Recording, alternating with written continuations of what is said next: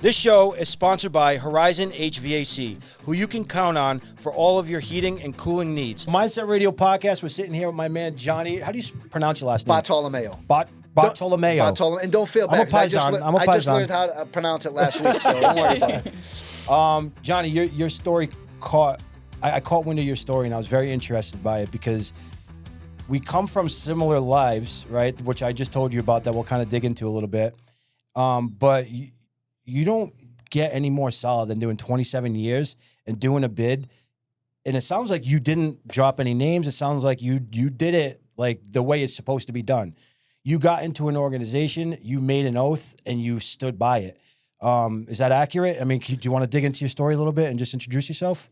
Yeah, sure. No, thanks for having me. First of all, I came up over here and I was like, I wonder what this is. But this is obviously very nice studio, very nice people. Just welcomed. I feel very comfortable, very at home. I mean, I can feel really comfortable anywhere. Right? You seem like that, yeah, for sure. It's very comfortable here. I appreciate you guys having me on. Very nice to meet you guys. We just met today. We had talked a little bit. But, I mean, it's an accurate portrayal of it insofar as, that I got a 35-year sentence, and people had come up to me when I got indicted, and, people had from my club, my friends, and were like, hey, if you need a lawyer, we'll pay for it. And, as time went on, it was, there was no chance that I would ever beat the charges. It was just a matter of how much time I would get. So, Can you say what the charges were? So the charges were, it's really just, there was acts of violence in it, but I had an upward departure for the acts of violence. So what happened was I was indicted for, trafficking in cocaine and methamphetamine. But what happens now is a judge, after they find you guilty of one crime, can say that, hey, due to a preponderance of the evidence, even though there's no indictment, we believe that the court believes that you did this, this, and this. So in my case, that was how we really got the plea agreement for 35 years. I was just going to plead out to the drugs, and the judge was going to give me an enhancement, an upward departure for the acts of violence, which were attempted murder and murder. So we already had for the drugs, even the guidelines for the drugs was 25 to 27 years. So when they came with a 35-year offer, it was shocking, right? Did you not think you were even going to get an offer like that? Did you think you were No, going to I knew I was going to. So the case started, if I take 3 steps back, when I first went in for my arraignment, the prosecutor, Jeff Hobart, said that we have petitioned Washington to make this a death penalty case. Wow. Yeah, so it because was a capital case. That was my question. Is were you expecting life? See you later. Did you even expect a deal? I don't really know. And that's a lot of things about me, and I'll talk to you about them. Is I don't really put a lot of thought insofar as what's your plan moving forward? I don't know. I just live every day the way I live it, and I know I got to be productive. So getting back to my case is I didn't really.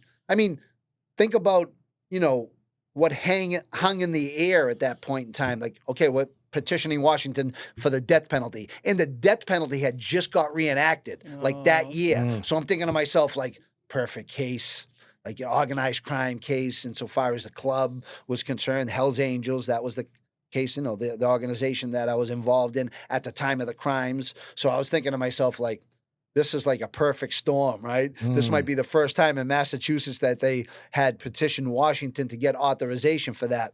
But what happened was it was short-lived that they came back and, that it wasn't going to be authorized to be a death penalty case. And it was, I was facing life in prison. Still, though, not really a good prospect for a 26-year-old kid turning 27. And I was just a wild kid. What year was this? This was 1996 I got indicted. Wow. And I didn't, so whatever the case may be is we do what we do. But at that point in time, I'm thinking to myself, what did I do so bad? Obviously bad things, right? I'm saying guy got killed, guy got hit in the head with a hammer. So these are assaults.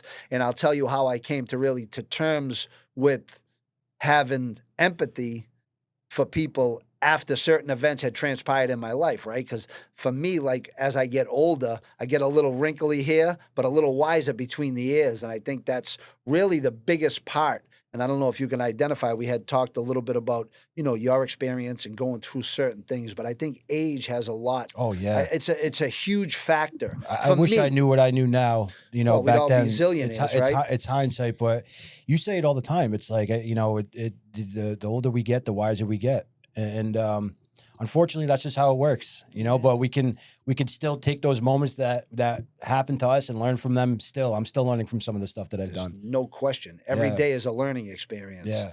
But, getting back to my case, what had happened was that after they declined to proceed with the death penalty, that was Washington. So Boston had to go to Washington. Washington said, no, it doesn't meet the criteria. So that was a relief. So now going forward, it was a life sentence. We're going to give you a life sentence. But, I had the opportunity. I could have cooperated. I could have just, went to the prosecutor. I could have sent a letter. I could have made a call, but it was never really, I never thought of that, I always say to people that, I had this false, expectation that everybody was like me, you know what I'm saying? But not everybody was like me, Dude, 95% of people are not like you. Right. But in I'm that saying situation. So I like to, I don't know, but and all my friends say, man, you're a special individual. You're this, you're that, but it's just who I am. I'm saying who we are, kind of rises to the fore and when situations come out. And I don't think that was I never had that in my repertoire of, opportunities to, I could do this, I could do that. I never said, if this happens, I could do that. It was just whatever, and I thought everybody was like me, but, I kind of found out that not everybody was like me. For a lot of people, it was just talk. For me, I was sincere about it. And then, you started to find out about these things as my case was going on about certain like criminals, even in Boston, like they were informants. And I was like, wait a minute, this whole thing's been a facade for everybody else but me. Yeah. Like, obviously not just me, because there's a lot of people that stand tall. And, we don't want to diminish or curtail the fact that there's solid people out there. For sure. But the reason why I said that 95% of people are not is because I've seen it firsthand. Most people that you think are solid, they end up turning informant. I mean, one of the guys that I was in the club with ended up turning an informant. He was an informant while we were in the club. He was wearing a wire on all of us. And thankfully, I had gotten out of the club before he ended up getting taken down. But I was doing stuff with him in the truck going to do this, in the truck going to do that, walkie-talkies.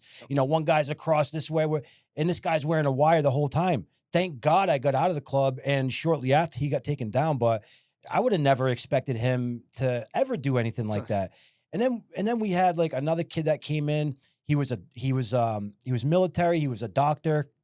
We called him Doc, and he got involved. He was a good kid, like a real good kid. And I'm sure you've seen this. Kind of didn't really even belong in the club. He just he was looking for that, family, right?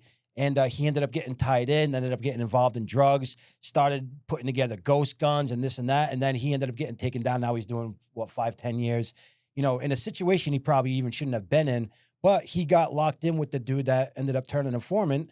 And you just never know. You never know. It's a treacherous life when you're around certain people in that club that you think are something, and then they turn out to be not who you thought they were. Yeah, I mean, we all have expectations, right? And my mother used to tell me all the time that expectations are resentments on hold. Right? But as a 21-year-old kid, you don't, you're like, yeah, Ma, yeah. I'll be all right. Don't worry about me, Ma. You know what I'm saying? So it's just, I was 100 miles an hour. So I never really thought about anything. It's only in hindsight, right? And I use this quote a lot. We can only live our lives moving forward, but only understand it in reverse. So, and I mean, it's a gem that somebody had told me a long time ago, but it's so true that when you say that, you know what I'm saying? And you say what you say, and you think about it and you could sit on it and take a ride with it. Because for me, everything was 150 miles an hour. That's it. It was just go, go, go, go, go, go, go. If there's a wall there, just run through it. Yeah. And I think it's a destructive lifestyle. And, like I had prefaced everything with you is saying that all my friends couldn't understand that about me, because it wasn't like I had a one-parent upbringing. And not to say that everybody with a one-parent upbringing has those tendencies, but I wasn't a kid who was misguided. I had a great father, great mother. Yeah. When I said my speech in court, I said that, the only thing I feel bad for everybody in court today is they didn't have my mother and father to bring them up. They were very special people, and they taught me a lot, and they were great with me. And I'm not I'm not a reflection of them insofar of the crimes that I committed. I was just a wild kid. Despite my mother's, John, please, John, Mom, all right, Mom, all right. Yeah. You know, I like a quote that your dad said. He said, "Grown men do grown men things." What was it? He said, "Men do man things." Men right? do man things. So, and I think that rings true for guys like us. So, I mean, the perception of what that is and how you can interpret that, it's a million things. But I mean, for guys like us that are like cut from the same cloth from back in the day, I just think that it's, if you can't take the focus off yourself and put it on somebody else, no matter what. If you're in a situation you're in that situation. You have to rely on, for me, it was always like perseverance, wherewithal. Did you always have that? Yeah, always. Always. And so like that mindset, right? That mindset of always just trying to do better. Were you always, or the positive outlook? I just think that for me, I mean, when I went to prison, I got a great experience, right? But I've always had the philosophy that, because that's when that's a marked difference of living on the street and just I was trying to make money as a kid. My philosophy was do the least amount of work, make the most amount of money. And I wanted to sell. I would tell a guy that I was selling Percocets to. My friend was telling me the other day, reminded me of it. I was like, it's a bad time to quit right now. Oh, This is, you don't want to go through this. Just, Because you were making money. So that's it. And, but now when I got to prison, and, that's why my message to people is like the humbling experiences when people ask me to talk to their employees, ask me to talk to people, it's humbling, right? But my first thing I always say is you can make the most dramatic change in your life at the worst times of your life, in the most restrictive environments. You can, at your lowest point in life, you can make the most dramatic change. I mean, you can make change at any time, but it's not beyond you to make a dramatic change in the worst moment of your life. So, and I always say the thing that saved me is my philosophy was the blessing always initially comes disguised as a curse.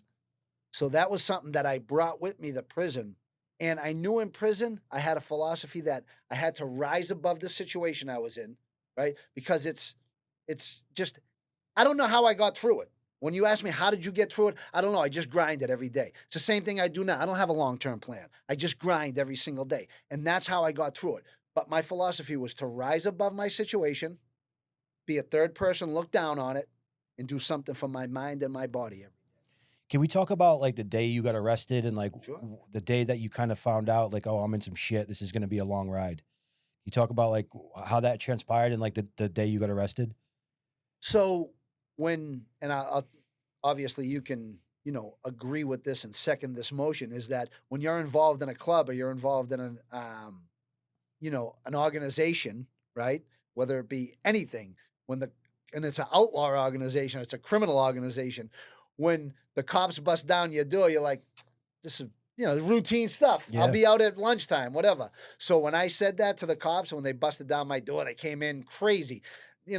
I should have known, right? When they had helicopters and they had SWAT team on roof, I was like, it's a little heavy-handed, but, but I thought, yeah, I'll be out by lunch. You ain't got nothing, and then, 27 years later, I got out, you know what I'm saying? Wow. So how wrong was I?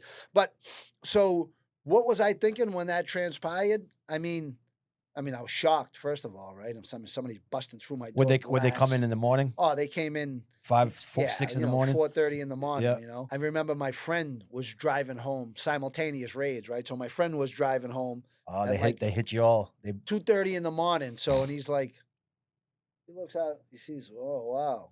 Someone's going to have a bad day in the morning, and it was us. We didn't know, but he's seen them in the mobilizing, parking lot. but never thought anything Yep. other than In the Dunkin' Donuts parking lot or something 100%, like right? that. That's what they do. They all get together. They Yeah. put together their game plan.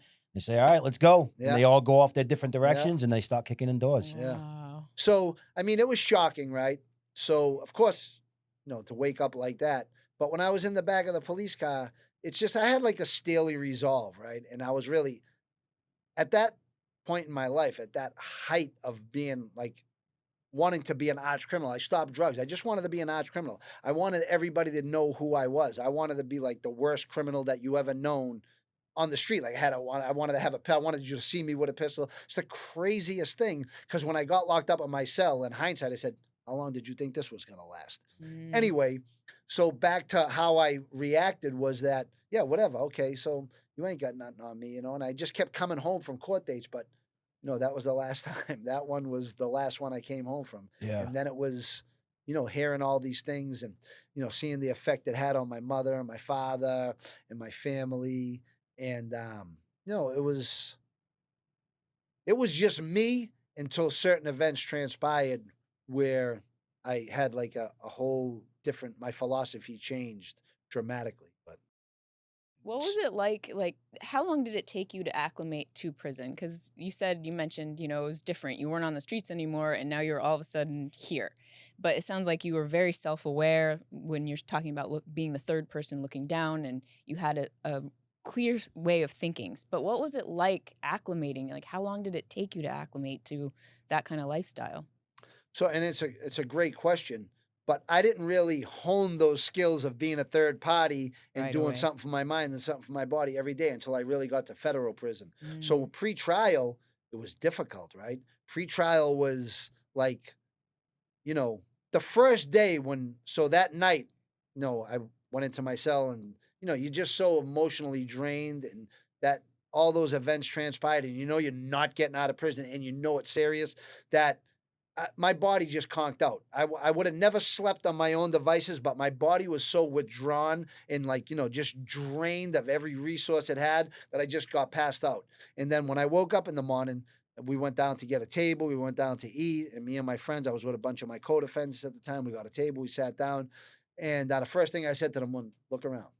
See these suckers? If they could do this, we could do this. So, don't get stupid. Don't get crazy, because, it'll change somebody. It'll Yeah. change the very fabric of a person when you're locked in. Because everything is great, right? Everybody, when we're having the wedding, we're drinking. But when it's time to go to the funeral, less people are going to show up. You know what I mean? And people are going to be like, oh, this stuff can happen. Yeah, it's going to happen. And you probably ain't going home for a long, long time. And if you get bail, it's probably going to be because you cooperated on this one. You know what I mean? So, and people were like, no, man, what the? And I'm thinking to myself, like, what do you think? Like, when I said to myself about my actions, how long did I think they were gonna go on for? That was one thing. Knowing the result, jails, institutions, and death, I knew that was gonna happen. Yeah. You know what I mean? Yeah. I just kind of thought in myself, I was like, why did you do this? Because I was just thinking about my culpability. People seen you with a gun. People seen this. People know this. Now you're sitting here dead to rights, and anybody can say anything they want about you now. But I just knew in my heart that, of course, I was coming to prison. I just knew that was just a natural, Consequence. byproduct of living that lifestyle. Mm-hmm. But acclimating to it, it took a while. Yeah. It took a while. So I mean, I was, I just kept, you vacillate from everything's gonna be fine to I'm gonna die. So and everything in between, and and if you're not emotionally and mentally strong, it'll kill you. It'll destroy you. Yeah. It'll destroy your insides.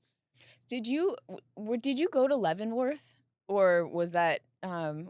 Yeah, was you're that right. where we- I was in because Leavenworth. I'm prior military, and Yeah. they used to threaten us with Levvenworth, Right. saying it's the worst place you Jesus. could ever go. If you go AWOL, you're going to Leavenworth. Right. So it was pretty shocking to me when he showed me a clip and you were talking about Leavenworth, Yeah. because I've never actually met anyone that's gotten out.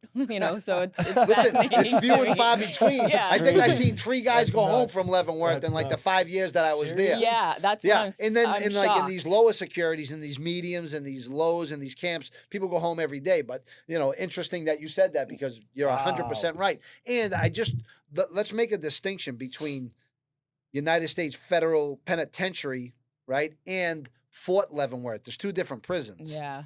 So there's one for the military prison and one for federal prison. Is it the same location? It's right next door to each other. So it's ran the same way. So I can't say that because I've only been in the United States Penitentiary, but people have came from the military prison to the penitentiary. Yeah. Wow. And I mean, Leavenworth was a wild spot, especially at that time. That's when it had the name the Hot House. Yeah. Wow. So that was a wild spot. We were talking before we went live about like the support that you had. When you first got in, were you taken care of by the club? Because I know in my club we had like a kitty that we would, fund every week, or I think it was every month we would put our dues in, and we would put money into the kitty for guys that were in, legal trouble. Right. Was that something that the guys helped you out with? I always say that I never missed a commissary. My mother and father never missed a birthday or a Christmas party. And whenever I asked for something, I got it. So that it was, Which is huge. aces. Of course, I'm Yeah. saying, but the thing about being an organization is you have to be organized, right? Whether what my position is now as opposed to before, whether that differs or not, I could never say anything bad about anybody. I made a choice to get in the club. That was my personal choice. Nobody forced me. I did that on my own volition, number one. And nobody told me how to conduct myself once I was in the club, because I didn't get in the club for people to say, you can do this and you can't do this and you can't do that. So that's not, it's a common misconception. Mhm. And like I told you before, that the club is bigger than me. It's a bigger entity than me. I'm only a person that story part of his life was in the club. Yeah. That's So- huge accountability. Yeah, That's something that you take yeah, you take your accountability. accountability You're is very good with that, incredible. man. That's incredible, and I can see why you have the reputation that you do, because you're very aware of what you're doing. And a lot of people aren't like that, man. Even the guys I was in the club with, dude, that's like they were shocked when something would go wrong. It's like, dude, what do you expect? We're in an organization right now where shit goes down. Like you can't be surprised when shit like this happens. But I feel like people still are, and it sounds like you just took accountability for your shit, and you went through the motions, which is Yeah. So, I mean, if you're involved in an organization that the government calls a terroristic organization, don't be surprised when you get the handcuffs put on you. Yeah. Number one, do I agree with that designation? No, because of what we had talked about is, we got a million guys that we know that they're just family guys that go to work, that drive their motorcycles, that like to be in a club. they have nothing to do with the drugs, the gun. They have nothing to do with that. They don't even know about it. It's like, so, I mean, what we could always say is even like jail, right? We say the jail is the macrocosm, right? And I mean, the microcosm, and, society's the macrocosm, just like that with society and people. The macrocosm is some people get into trouble. Some people are delinquents. Some people do drugs. Some people drink. Some people are the greatest drinkers in the whole world and have one drink that some people aren't. You know what I mean? So Yeah. we have life is a bell curve, right? Mm. So 70% in the middle, and on the extreme ends, we have the extreme ends, whether it's brilliance and stupidity and averageness. It's like that with every situation in life, I believe. And I don't think anything is haphazard. And, on one end of the pole and one end of the spectrum, I believe in like divinity, right? And on the other side, you're just a computer and you go off when. So, I mean, I think we all vacillate between these grandiose positions in life, and something. The other pole is like, listen, we're just like a blade of grass. We're trying to get to the sun. There's a million suckers that did the same thing, had these conversations just wearing different clothes, different vernacular. You know what I mean? So it's and then I vacillate toward that. Like, give me 2 cups of coffee and I'll be like, it's amazing. That's why I love coffee, because it does the same thing every day to me. How was drinking? I saw a clip about how you were drinking coffee in prison, and like there was one time you didn't drink it in a while, and like and you had a couple cups and you were fucking zinging like fucking eyeballs out of your head. So didn't sleep that night. So like when I first got to prison and I was in Levvenworth, I mean, the warden would come by. We were cooking wine on the light. You know what I'm saying? Oh my Anything went. You know what I'm No saying? shit. You get coffee. Listen, back in Leavenworth, like the investigators, who was SIS, Special Investigative Services, they work for the prisons as investigators. You're trying to get drugs in. Are you threatening people? Are you trying to compromise staff? Anything. It's just like investigators again. Right. Microcosm, right? The macro is society, the micro is here. Same thing, and it works the same way. But those investigators, right, to try to create a rapport with people, right, would always, and not to make you be an informant, they had informants. Like the officers I dealt with in prison, if I ever tried to offer them information, they would be like this. Because they knew me on a certain level. Yeah. Right, They yeah. know other people on other levels. But what we would do is we'd be like, hey, Mac, this is 2 packs of Bugler. This is for Tommy Bartello in the hole. Okay, I got you. Then he would write the name on the masking tape. And they would take the tobacco to your friends. Because They didn't want no trouble down there. Yeah. Like, hey, I need a cigarette. I'm flooding out. Go get the squad. Go have them suit up because I just feel like getting some wreck tonight. What do you want to do? Like, people would do that back then, you know? They're playing the game. It's just like the outside. 100%. But now they took away cigarettes. They took away everything. And my point was, they ended up taking away coffee. No, like That's well, crazy. not in the while you're in the shoe, while you're in segregation. Oh, right. So if you violated prison, rules, and you went to the shoe, you couldn't get a cup of coffee. And I just want to tell you about like two of the most amazing days in my life. Yeah. I mean, I've been to Colombia now. I've been to Miami. Those really, outside of prison, those are amazing days. But two of the most amazing days I've ever had in prison,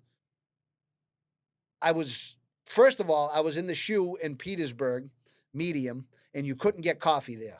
So a counselor came by one day, and he opened up the hatch to my door, just, where they feed you the trays. And he was like, somebody said you left this in your property. And he gave me a bag of Taster's Choice, a big bag of red Taster's Choice. Wow. Hey, look, listen, I'll tell you one thing. I paid $150 for a bag of Keefe coffee in Wow. Oklahoma City because the orderlies are the only ones that got it. And gladly, I said, no problem at all. 150, that's a bargain. That's when I was stuck over there during coronavirus. But one of those best days was I got a bag of Taster's Choice. And I had sink water that got warm. Oh, And wow. I did laps in my cell. That was, listen, that Push-ups, was, laps. no, but I remember it. I Yeah. remember that day vividly. Wow. Yeah. And the other day that I remember is I was stuck. Coronavirus was the worst thing that ever happened to me in Yeah, I prison. wanted to talk about that because And we're going to get into it. yeah, and that's listen, crazy, dude. you think that I'm like this, positive guy. I wanted to commit suicide was an option for me. Did they keep you locked Wow. up 24/7? Yeah, Wait, elaborate on that. Suicide just was an they were- option. like you wanted to do that, or Yeah, they I would thought it give would be you that option. Well, no, I thought that suicide might be better. Than your Killing myself circumstances. might be better than the situation I had got Wow. myself in because of one thing. When it's like if you had a mandatory life sentence, you never know when you're getting out. Right. It's a little different than having 35 years knowing you're getting out. Mhm. Even if it's a million miles and away, you were already 20 True. years in. even if you, right, even if 20 you know. So, but now here's what happened during coronavirus. They had, of course, we know it was crazy out here. Yeah. You know better than I do. But in prison, they just started these transfers again. You couldn't go nowhere. I was in a block. I couldn't even get outside. Oh my god. Thank God I had a great warden that I had a great rapport with that, after a while, the wardens would come into institutions and they would go like over to the officer and they'd be like, hey, Bartolomeo. I know them when they're rookie officers. Yeah. I was in jail for 27 years with these Right. people all around. It's a small system. Mm-hmm. You know what I mean? And they would say hi to me. They would see the cop and be like, hey, what are you doing? Hey, so-and-so asked about you. He's a lieutenant. He became a warden, blah, blah, blah. But I had a guy, a warden, Mark Williams, who allowed me to come outside and just clean the compound. Because I said, listen, boss, check this out. Can't do it no more. Oh. People listen, boss, this is crazy. Damn. If you murder 35 officers in a federal prison, you get 1 hour a rec 5 days a week. Don't matter. You can do anything. And now, when I asked the psychologist, I said, I need an hour a rec outside, and she went, can't go outside. That's oh my insane. Gosh. Nobody can go outside. Nobody goes outside. You guys You masked can't up leave and this everything? nothing. Yeah, we were masked up. What? Listen, 2 days prior to get mandatory mask wearing, if you wore a mask in prison, it's a 100 series shot. They're going to take you off the compound because you're hiding your identity. You can never wear a mask. Oh, a mask in before- prison? You're saying before. The rule, it's a 100 Yeah, series right. shot. Yeah, It's yeah. like next to like killing, it's prohibited. Hold. Wearing a mask. You're done. If you wear a mask in prison, they'll walk in the freezing cold. You'll have a scarf. Take scarf down. Wow. You can't. They got to know who you are at all times. And then all of a sudden they did have you Then guys. they said, wear a mask or you're going to get in trouble. It was like that out here, though. Remember, was- people were it in was banks. My strange. the People were in warden told me, banks said, going- Bartolomeo, I was thinking about you yesterday. I walked in a bank. I had a surgical Yeah. mask on and my 45, and I was thinking of you. I know. It was Craziness. crazy. Wow. So getting back to your question, why did I think, suicide was a viable option? Because what had happened is there was no termination date. Mm. What would happen is, say there's 5 cells. It's an imaginary 5-cell block from cell 101 to cell 105. No termination date, meaning you didn't know when this was going to end. Right. Right. Okay, but gotcha, now gotcha. you didn't have a date where you're getting transferred. You could literally stay in Oklahoma City for a full year and you got nothing. You just got your shoes, an orange jumpsuit, and nothing. You got a little golf pen to write a letter. And now, mind you, okay, if I beat somebody up, cool, put me in these conditions. I was going to a camp because I behaved myself, got to the lowest security level, was going to a camp, and I was still, subjected to these conditions. Now, like these 5 imaginary cells, 101 to 105. Now, if you get coronavirus, right, you wait 20 days and you get transferred. Oof. But that's fine. But for me, I'm connected to your cell, 30 days. I got to give until I keep testing negative for 30 days straight. And anybody in them 5 cells gets positive, start the 30 days over again. So it's like you're better off getting. I said, listen, you know what I'm going to do? I'm going to start drinking the toilet water. That's what I'm going to do. I'm going to drink the toilet water and try to get this shit because I got to get out of here. You got to get me out of here. That's psychological warfare. And the thing is it went on. Crazy. It went on. I stayed there for 6 months. Oof, that is and then you know what? unreal. 5 more days. We're leaving. Nope. Somebody got it. Oh, now it's 30 days, start all over again. I'm like, and then it happened to me when I finally got to Berlin. We finally did leave. Finally got to Berlin. They put us in a unit. Same thing. 2 times. I'm in there for 90 days. I'm like, warden, listen, you have no, listen, I'm telling you, I thought suicide, I said, this might be a better option. This might be a relief to this situation. This might be the only relief I have. Did you know anybody that got it and died from it? Yes. So if you look up Elton, Ohio, that's where I was in the low, it got hit the hardest along with Elton, Ohio during COVID. There's a bunch of videos. People had viral videos about people getting sick. And it was in Oakdale, Louisiana. That was the first federal prison to get it. We were the second. We were like, it's never coming out here. We're in the boondocks in Ohio. Yeah. So Oakdale, Louisiana, Rodney Myers, okay, was the warden out there. He was my case manager. And when my brother died, he bent over backwards to give me phone minutes. He was great with me. He'd take me in his office and say, just use the phone. He was a sweetheart. He became the warden. So now this warden, Mark Williams, right, that I knew at Elton, Ohio, I had wrote his name, Rodney Myers, and I know he was blah, blah, blah. And I went through all these. I said, listen, I had worked for this guy. I want to get on the compound. I want to work. So that's how he hired me, by knowing all these people and calling them and say, hey, you know this guy? He goes, yeah, we know him, blah, blah, blah, this and that. But Rodney Myers walked away from Oakdale, Louisiana, because they gave him so much flack about what happened during COVID. You can never control it. But now Mark Williams was the warden at Elton, Ohio, and he withstood it. He stayed there. He was there all the time. But listen, there was so many people from Elton, Ohio. I think he'll find out. I think it was like 6 people died there. Yeah, for sure. I Here watched it is right here. We were just watching like them bringing beds in. We're like, what's going on? We didn't know what was going on. Then people started getting sick, right? Then they locked the whole place down, right? Now we had there's little ambulances, like 5 of them. Medical emergency. They were going all over the compound. And then everybody got sick. Now, nobody wanted to say anything about getting sick because now you lose your bed. Right. They'll put you in the hole. Then all your property, And where's they it didn't go? want to fuck up people around them Right? either, right? But everybody had it. So then people started saying, yeah, I don't feel good. Yeah, you don't? Oh, shit, I don't. Now everybody started to talk about it. But this one guy, he was a Marine. He was a black dude, right? Serious guy, like big guy. I remember one day he was really sick, and the nurses were like, yo, you got to come with us.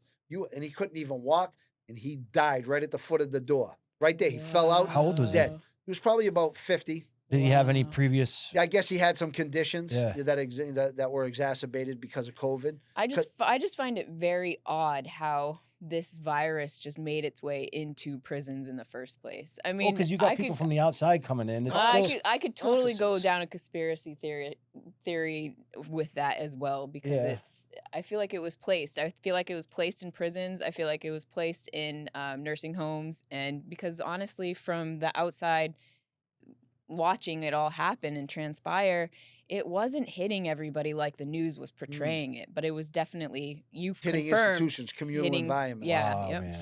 How pissed were you when you found out that this was kind of all just So the thing with me, why I was so upset about it too, and what really hit hard with me was I got sick in prison my whole life. You're in a communal environment. One Did you guy ever get coughs, it? it's Right, over. yeah. Did you Did ever I get get? corona? I was sick for 3 months. Oh, I couldn't do anything but drink milk, banana, and a protein shake. Wow. I was Holy crap. listen, I'm a guy, right? I'm up at 5:30 in the morning, jumping rope. Like, you know what I mean? That was my thing. My thing was I'm gonna bring a healthy body to any situation that ever arises, right? So that was my thing. That was my philosophy, something for my mind, something for my body every day. I was in bed for one day. My bunkie went, what the hell is wrong with life today? Like, because my bunkie I never lay down in my bed. I'm gonna go to sleep at 9:30, wake up at 4:30. That was Programming all day. yeah. every day. You know what I mean? Rigidity. That's what saved my routine, saved my life, of course. I'm in good shape, and I won't say phenomenal shape. I'm 56 now, I but mean, I'm in good shape now, you know what I mean? And I mean the knees, the shoulders, of course, things that hurt you, but and I don't take no drugs, I don't take nothing, you know what I mean? So, and that's just the same way I lived. I just try to stay away from sugar. I try to eat good, but that's what I did in prison. And when I got sick, people were like, "Ooh, this is serious." damn. And I was sick. I remember watching the news, right? And somebody had CNN on, and I remember this marathon runner saying she almost died, and then they locked the whole jail down. So you're still with 200 people in a unit. We're playing cards. Yeah. Crazy guys we are. We're playing touch your nose, touch your mouth. Remember my ear started burning. I was like, Mm. I was How's- like this. Oh my God, I got this thing. I was like, I got it. I got that. I know I got it. Now, I are you freaking out because you know that the medical is not? No, as I'm just good as freaking it out because it's been, the news what they're portraying it has to be. advertised Yeah. it and Crazy. portrayed it. That was the Death. word I was looking for. Basically Portrayed. death, yeah. Had portrayed it to be like Death sentence, done. Oh, if not a death sentence, it's like we don't know what this is. Yeah, yeah. You know what I mean? I couldn't And now, remember. I couldn't when that shit came around, dude. I fell for it for the first month. All the stuff that I was seeing, like, but it was different. When I Bodies got piling sick, up I everywhere. never got this sick in my whole life. yeah, This was different, and I had a buzzing in my head. It was weird. you were down for a couple months. Yeah. I So mean, the virus is real for sure. Yeah, it's it real. absolutely. Yeah. just how it was yeah. engineered is a whole nother story. Yes, exactly. Man, that's insane. That's insane to think about. That the measures that they took inside to just. It sounds like they did everything opposite their rules. They just threw them out the window Yes. and started implementing these new rules. So you're so used to living a certain way, Right. and then all of a sudden it's like, oh no, Right. guys, we got to switch That's- this up. That was a hard thing for a person that's as rigid as Routine, me, right? like But now let's juxtapose those two environments. I didn't take that with me outside. You know what I mean? It's fluidity outside, but it's rigidity inside. Mhm. But what I will say is, just the unknown was tough, but it was, to their defense, I will say that I'm not mad at them for the measures they took. They were just doing what they were They were doing told their to job. Yeah. do. were They doing their didn't job, know. yeah. These are, listen, so, the people that work at these prisons, I don't have anything against them, and I've had a few bad interactions with officers, but it's as, equal to the bad interactions I've had with people on the street. So the 90 percentile of the people that work in prisons, I was cool with them. Hey, what's up? What's going on? And if I had a bad day with one of them one day, it was like, yo, you can't come out here. You got to go. Hey, listen, they should have the yard open. I'm walking on the compound. Bartolomeo, get back in the unit. Come on, boss. Get in the unit. All right. The next day I see him. He's out there doing something. I'm like, what's up, boss? You need a hand with that? And he looked at me like, I'm like, hey, I got a short memory in these places. You need a hand? I got you. Yeah. Mm. You know what I mean? But that was growth over time. Yeah. At first, it was just, antisocial existence. Now it's pro-social. But that doesn't happen overnight, right? That's a process from going to living an antisocial life to a pro-social life. Mm. And Yeah. I mean, what we know now, what do we know now? Build Mhm. relationships. Yeah. I mean, that's equity, that's currency, not just financial currency, Network because is your that net comes worth. currency with everything else. It's life currency. Yep. Mm. Network True. is your net worth. What was it like? Because you went away in '96. 1996. That was So September 5th, 1996 is the date of my case. talk about technology and how technology hit. Because on the outside, when the internet started, phones started coming out. I mean, it was monumental out here. The change was insane. Did you know about all of the change that was happening out here? Did you know about the phones? Did you know how was that adjusting to technology on the inside? So first, like I tell everybody else, I wasn't just locked in a room and came out and seen the light and was like this. You know, I watch TV. You have visitors. You have telephone calls. You know, so you're seeing the processional like movement of all this stuff, but still pretty complex. To give you an idea, when I came to prison, I can give you the year, right? But I want to give you an idea of where technology was. I was sitting in Salem's Clubhouse, and a guy from Ventura, California, another member came down, and he had like this huge laptop. And I was like, what the hell is that? He goes, it's to get on the internet. I went, the what? I go, yeah, it's pretty good. And then shortly thereafter, I went to prison. The last flip phone I had was like cutting edge Motorola plastic with the black plastic antenna. Razor. Oh, no, yeah, it wasn't a razor. No, the old I wanted school. it. Yes. Yeah. So now that was my idea of technology. Now you can understand something from afar, right? I can tell you that Colombia is the most beautiful country in the world. You can envision it, but you can't feel the sensations that I feel, like the smells, what was happening simultaneously. Is that I was thinking about doing this, or I seen this, and I was like, wow, this is amazing. So now you can tell me about it, and I remember the craziest thing. I was in Petersburg Medium in Virginia, and my father I was in the hole, shocker, right? I was in the shoe again for getting into a fight. And, no, because that's how it was when I first got to the system. I fought, you know what I'm saying? And I didn't take authority well, and I just brought that crazy kid. When I first got locked up in Wyatt Detention Facility, I mean, I did everything but take hostages. In Central Falls? Central Falls. Oh, everything but take hostages. That place closed down, didn't it? No, I think it's still there. Is it still there? The last time I was there, they had rebuilt it. My buddy was a guard over there for a while. Yeah. What's his name? Ronnie. Ronnie what? Donnelly. Ronnie Donnelly. Yeah. Because somebody had reached out to me, a guard, and was I'm talking to me. I'm going to have him on another Good kid. show. Yeah, he's a good kid. So look, I get this magazine. My father sent me like, I don't know what it was, a magazine, but he knows I'm in the shoe. My father was the best. Whenever I went to the box, he sent me a little package. So I'm looking, and it says, text 117. I'm like, text? I was like, wow, this is new. Like, what does that mean? But the craziest thing is I had this ex-girlfriend. Her name is Nanette, right? And we still get along to this day. I seen her the other day, as a matter of fact. And, nice kid. We were kids. We were children. And we had a fight. And she wanted to tell me she was sorry. But she didn't want to call me. And, I didn't want to talk to her at the time. So she sent me a text on my beeper that when you looked at the numbers, I would say, okay, that's an S. There's 3 letters on every number, right? Yeah. When you look at a phone. Yep. Mm-hmm. There was like A, B, C, D, E, F. Yep. So you would have to put it together. And it was 6779 or something like that. I forget the number. If you did it on the phone, you would see. And it said, oh, that says sorry. Yeah. So me and her started texting before text was even a text. And I'm thinking about, I'm looking and I'm getting into all this and I'm thinking, and when I do finally talk to her about 10 years later, I had a cell phone in prison, contraband cell phone. I said, we could have been gazillionaires. Do you know that? We started texting before texting. Yeah. You know what I mean? Yeah. So when I started to see this and I was like, wow, this is crazy. And then I started to see the Motorola Razor on TV, and like you could take pictures with it. You could send text. And then I had a Virgin mobile phone in Fort Dix where you had to press 3 times. Yeah, to get to the letter. Of course, yeah. I was so fast in those things. Yeah, you probably revolutionized it, right? You were like, I can do this.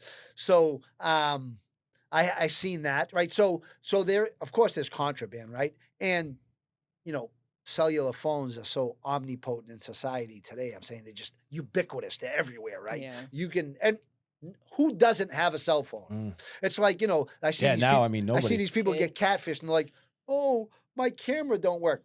Yeah. No. I'm going to tell you what, because if my camera don't work, I'll be at the Apple store at 6 a.m. Right. Then I know everybody's like me. For sure. So anyway, yeah, now, there's a process of like reading into all this stuff. Not much of I read a lot, but I was starting to get jaded by reading because I had read so much. I had studied history. I did, craziness. Did you learn Spanish? I taught myself Spanish. Wow. And So not are you fluent? I'm fluent in it. No yeah. kidding. Yeah. And not to diminish or curtail like the role that people played. I say I'm self-taught because I never took formal lessons, right? Right, So I yeah. got a couple of books, but it's so accessible, right? And people say, why didn't you learn Italian? You're Italian.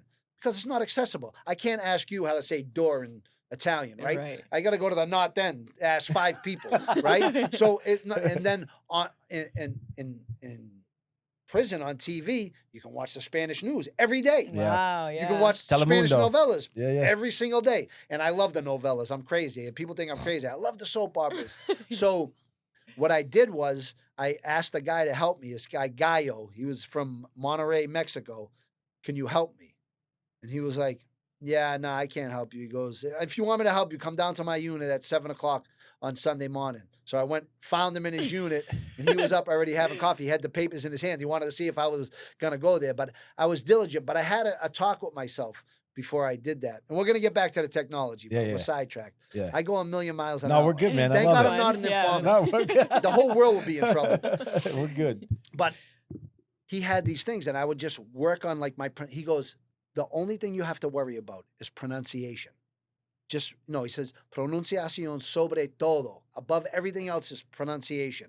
Because we judge people that don't speak English that well by their accent. You're so right. You're so right. Subjectively and objectively, when you look at this, you're like, I judge this guy like he's stupid. 'cause Right. Yeah, he man. does a lot better in English than I could do in Spanish when I didn't know it. You know what I mean? Yeah. Now I do a lot better than everybody. Wow, that's really good advice for Yeah, when you are just excellent learning another advice. language, because you're so like when I hear somebody that's their first language is Spanish and they're trying to speak English and they botch every word, I'm like, well, you know, Right. you maybe tend not to take him as serious as if he was just, you know, nice and fluent. So that's good. Yep. So degrees of fluidity is a whole nother story, right? How many did it take you? What, like a year? So to learn? I How long? started in, I always say 2015 because that's the year. Like, and I always say, 'cause sometimes I forget. My tutor said to me when this guy goes, "You're never gonna forget how to speak English. Just talk in Spanish." And I was like, "It's good advice." But I like to talk to him now. I haven't talked to him in a long time. I forget a lot of stuff. I know how to say it in Spanish, and I'm thinking, how do I say this word in Spanish? I'm like, in English. You know what I mean? So Really? 2015, yeah. Because Wow, that's interesting. so what I say is you just, you kind of, it's a two-way street, right? And you have to juxtapose every word that you say in Spanish. And that's the translation of it, right? So it goes around like a conveyor belt in your head. But, when you become fluid, you don't have to think about the English side of it. You could just speak Spanish. And I don't know, it's kind of hard to understand because I didn't understand it at first. And I'm not the best Spanish speaker in the world. I can speak it fluently. I can have a conversation. I can go anywhere in the world. And So you were just in Colombia, you said? no problem. Loved it? That must have been my awesome. friend was like, I don't have to do anything. I got you to translate. I don't have to have the awesome. translator. But I get stuck sometimes. Yeah. I'm a human being, and that's my second language. Yeah. And sometimes my pronunciation's probably not good. You know what I'm saying? Sometimes, and I can't go to my lawyer with a life sentence case hanging in the balance and have a conversation with him about my defense in Spanish. I'm not going to do it. I'm going to speak in English. So there's degrees of fluency. So I'm fluent enough where I can go anywhere and I can know if somebody's talking about me. I can know what I got to Has that happened? I'm sure it talk had. about. So, but a lot of times in prison, it was like, ten cuidado, él sabe. Oh, Like, be careful. He knows. He knows the deal. He knows the deal. And That's but funny. now it's like if somebody speaks Spanish and they're a native Spanish speaker, and me and you want to say like, "Hey, check this one out. This one's off the hook." Nobody's gonna know what we say. Yeah. You know what I'm saying? Yeah. Because you take everything literal when you're learning the language. So in prison, if I say, would you like to be next on the telephone? I say to my boy, like, "Yo, you trying to go?" Now somebody that speaks Spanish would be like, "I'm not trying to go. I'm trying to stay and use the phone." That's right? where I would get jammed Right, up. yeah. So yeah, That's where I would get but jammed now you up. have to know the slang. Yeah. So I know it, but so I got the Dominicans and the Puerto Ricans taught me, and everybody thinks like that's always I always take that as a compliment. We're like, "Oh, I thut you were Dominican." Like, wow, you thought I was actually Wow. a Dominican because Wow, I that's speak like that. crazy. So another dude said, what did he say? A Venezuela. I thought you were from Venezuela. I said, no, I don't talk. But I appreciate it. Me alegra que usted lo diga. But I'm happy that you said that, Wow, but it's man. not who I am. But now getting back to the technology, right? And I know your question is going to be like, how did you get on a cell phone and start doing what you're doing? Yeah, I was probably going to end up rounding out to that. Yeah, for Yeah. sure. Because it's not, it's It's definitely it's not easy. It's And your it's first not question easy. was, what was it like jumping into Yeah, well, content? before we even So, went live, I said, "What was it like just adjusting to this life of content?" Because it's a job. It's a whole everything. separate thing. Yeah. It is, and I'll preface that all with saying that I take that as like a compliment that you actually think I'm in this realm of content creators, right? Because it's a compliment. Yeah. I'm saying because I'm trying to do that, but I mean I don't know if I'm the best at it, right? I mean No, but you're making noise. I mean, enough for. I mean, I wouldn't consider myself like submersed into that world, but I found you from it. You know what I mean? Like you're doing something right to where it hit my algorithm, and when I did look into you, I was like, wow, this guy's doing really good in your zone. So it's definitely, I guess it's a compliment because Yeah, no, like definitely. you could tell you're working hard at it. Yeah. It's like Spanish, right? I could tell you like, hey man, you gotta learn Spanish. It's gonna change your life. You might be into stocks and buying real estate. You're passionate about that. So I was passionate about Spanish. When I heard somebody talk to me in English and say, yeah, buddy, dame un plato, quiero cocinar. I was like, what? You That was listen. the most powerful moment in my life. And I said, I'm doing Dude. that. Yeah. You Dude, know what I that's mean? very funny that you say that because when I did learn stocks and when I did learn like finance, I took a shot in the dock at that. no, it was right because I what was like 2015, 2016. I was like, I got to learn the Bitcoin. It's huge. I see it everywhere. Everybody's making money. I got to submerge myself into it, and I became so obsessed with it. All day, I would wake up at 7 o'clock. And I'd be talking to people all over the world. I'd be in groups from people all over the world. I'd be trading. I'd learn charts. I can look at a chart and, know how to short, know how to long. I was obsessed with it. So I know what you mean by becoming so obsessed with Being something passionate. and passionate about it. Yeah. So that's funny. So now the next step after Spanish for me was, I see all these people, on the phones. I want to learn, and I had when I was in Berlin camp in New Hampshire, contraband phone. It was right after COVID. That was the great. So after all this time, even now we can segue into that part of the second part of that story was I thought killing myself would have been an option, right? And I'm glad I didn't. I'm glad I'm here because I'm really enjoying my life right now, every single day of it, right? So when I finally did get to Berlin, that was my final destination of this transfer for this year and a half. We've been going through COVID. It was brutal. But when I finally get there, I get to a camp where they had let a ton of people go because of COVID, right? Because of pre-existing conditions. They got medical releases, whatever. There was 20 people there. Wow. And, it held 200. Wow. So I had not even only my own cube, right? I had my own little section of the camp. And it was beautiful because I'm a guy that likes quiet. I grew into a guy that likes a little solitude, hard to get. And that's what everybody said to me. Did you miss women? You wanted the most food? Solitude. Solitude, quiet. Nobody, because you picture being in a restaurant, right? And instead of tables, beds. And the And clanking, live the 24 noise, the screaming. Come on. Brutal. Yeah. I did a little bit of time, Brutality. not crazy amount, but Brutality. It's the too first much. the first No night I matter was what in you there, did. man, it was like, are you kidding me? It sounded like a zoo. No matter what you did. At night, bang, boom, boom, people banging the doors all day, No matter- screaming. This dude screaming at this dude from on the other side of the pod. It's like it's all day, That's it. all night.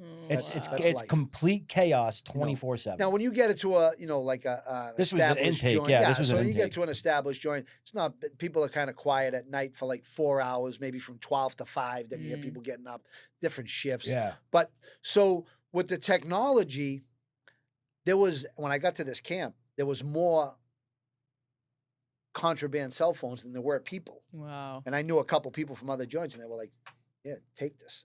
I'm going to put the card on for you. I'm going to take care of it. And then I had this person that used to look out for me all the time. So I used to be on it. And I that's when I really started to I started to see the potential of it. Because The potential of cell phones. the potential of, content creation and stuff like that. But here's the thing. When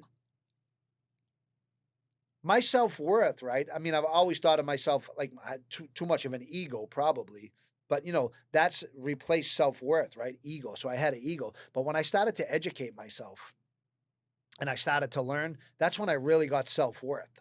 And then when I started to further educate myself, it allowed me to dream big. Yeah. So that's a great thing. So when anybody says like, oh, education, it sounds cliche, it's not. if you can educate somebody, because that's where you find self-worth. That's where you find who you are. That's where, like, because I was scared of math my whole life. That's why I always say I went to a life of crime because I was scared of math. You know, I could count money good, but that was about it. Yeah. But anyway, when I started to learn math, I got my first A in trigonometry. Wow. I cried in my cell. Jeez, that's Tears came. I was crazy. by That's myself. huge. I don't even And know I what was like, oh my trigonometry God, is. like, you know, and then I started to do like, you know, pre-calculus, and then, you know, I mean, trigonometry was It's a whole sine, nother cosine. language. I don't even know what that Yeah. is. No, It's- right, but you know what? I don't either. I know all the, but I'd have to take a month refresher course to do it again. But when I was doing it, I did it. I got an A on it. Wow. So that must have felt so good. it was amazing, because then I felt to myself like, wait a minute, hold on. Then other events transpired in my life. You know, when I lost my brother, I always talk about when I lost my brother, he was 39 years old. And that's what really gave me foresight on like the things that, like the crimes that I had committed, or like the things that I had done. And like, even if it's not on like a crime, but, you know, on a personalized issue, right? It's just like immigration. Like we say, get all these people out of the country. But then personally, we know people, and it's like, well, wait a minute, hold on. This is That's a great their person. mom. That's So their dad. anyway, when you personalize an issue, right? And I think when you have empathy and that kind of grows in you as you get older. When I lost my brother Ronnie, 39 years old, I went to like the worst bout of depression I ever had in prison, right? Not as a kind of apart from being like want to kill myself. Like I thought I wasn't depressed like that. That was just like my whole being was like, you know, shredded. But depression episodic depression is a whole nother thing. Well, so when I lost my brother, I remember I used to just go to the shower, and that was like, I would just cry, like, you know, it was vicious. It was horrible. I couldn't go. Did it happen just 39-year-old kind of out of brother. nowhere? Do you know? So he had you a heart attack, Ugh. probably Oh, from doing wow. drugs, right? Probably from doing cocaine. Damn. But what happened is I started to put these feelings side by side with what I knew now I had engineered in other people's families. Yeah. So oh, when my wow. mother lost my brother, my mother, God rest her soul, she went through a ton with her kids, right? And then me and my brother Charlie went to jail. My brother Charlie's a successful accountant. He's probably doing probably got 1,000 returns done right now. He's still in his office right now, killing it, right? But he went to prison for cooking somebody's books before. And we were both in prison at the same time. My brother Ronnie died, right? So just think about this. Think about, you know, it kind of shared her whole reality, you know, and she suffered from mental illness, I believe, as a result of it. But I thought about the feelings like I lost my brother, man. And this was brutality. This was like, you know, I told you, this is a depression that I never experienced in my life. I don't even know what it is, but when I had it, I knew what it was.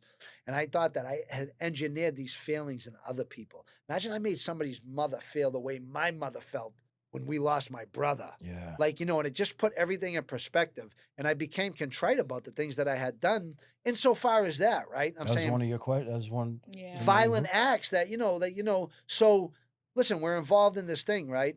I don't want nobody to perpetrate acts of violence on me. I want to go live my life. I want to live comfortably. I don't want to be terrorized by nobody, even though, you know, and, you know, say it's a justification, say what you want. It's my story. I can say whatever I want to say, but we're involved in a certain lifestyle. If me and you are playing chess, right? And you put me in checkmate, we played chess, right? So I look at like the events that happened in my life. We were all involved in this thing. You were trying to kill my friends. I was trying to kill your friends. And like, well, as we sit across from each other, literally, you know what I mean? So, and, you know, but on a personal level, right? Yeah, On like, literally, when we yes. throw everything into That's a nuts. bandwagon and It's a nuts. collective, you know, this is the way it is because this is the way this is supposed to be because this fits in this box. But individually, when we start thinking about, you know, when I think about that situation, I mean, it's something that I have to come to terms with. I have to square my feelings with that. And it didn't feel good when I was thinking about my mother. Damn. And I was thinking like, yo, I engineered these feelings in people. Mm. Because that had to be somebody's brother, had to Yeah. be somebody's son, you know? So, and it gave me perspective. Man, And it I'm gave me glad- I'm perspective. glad you And I, say you know, that, I man. paid what society said this is the price I should pay. I paid that price. And like, I regret it. I definitely regret doing that. I definitely regret that I caused those failings in somebody else's family. You know, when the computer goes off, you know, it's every day until you're living is your problem. Once you die, it's somebody else's problem. So, you know, that's whatever happens, you know, metaphysically, I don't know, but reality Yeah. is that when you die, it's somebody else's problem. It's so crazy, man, that just knowing that I could have been in that same position because there was nights where we went out looking for You Trouble. guys, basically, 100%. you guys, you know, we had a thing where, you know, I didn't even know why we were looking for them. You Right. know, I was literally in the truck or on my bike or this, and I've had friends die right on the side of me. I had a friend die. You know, there was a situation I wasn't there, but he was on the highway and he got ran off the road by the other side. Yeah. And it's just like I could have easily been there. 100%. You know, because there were situations where I was in that car where I shouldn't have been, and we were this close to grabbing them, and that could have ended my life. You know, not my Yeah. life, but I could have ended up in the same box. 100%. I Yeah. mean, you know, and hindsight sees 2020 all the time. That's why I always say that you can only live your life moving forward and understand it in reverse, right? And I always say, for me, everybody like, oh, you went to Columbia, that's great. Oh, you deserve it. If I got what I deserved, I'd be dead 100 times over.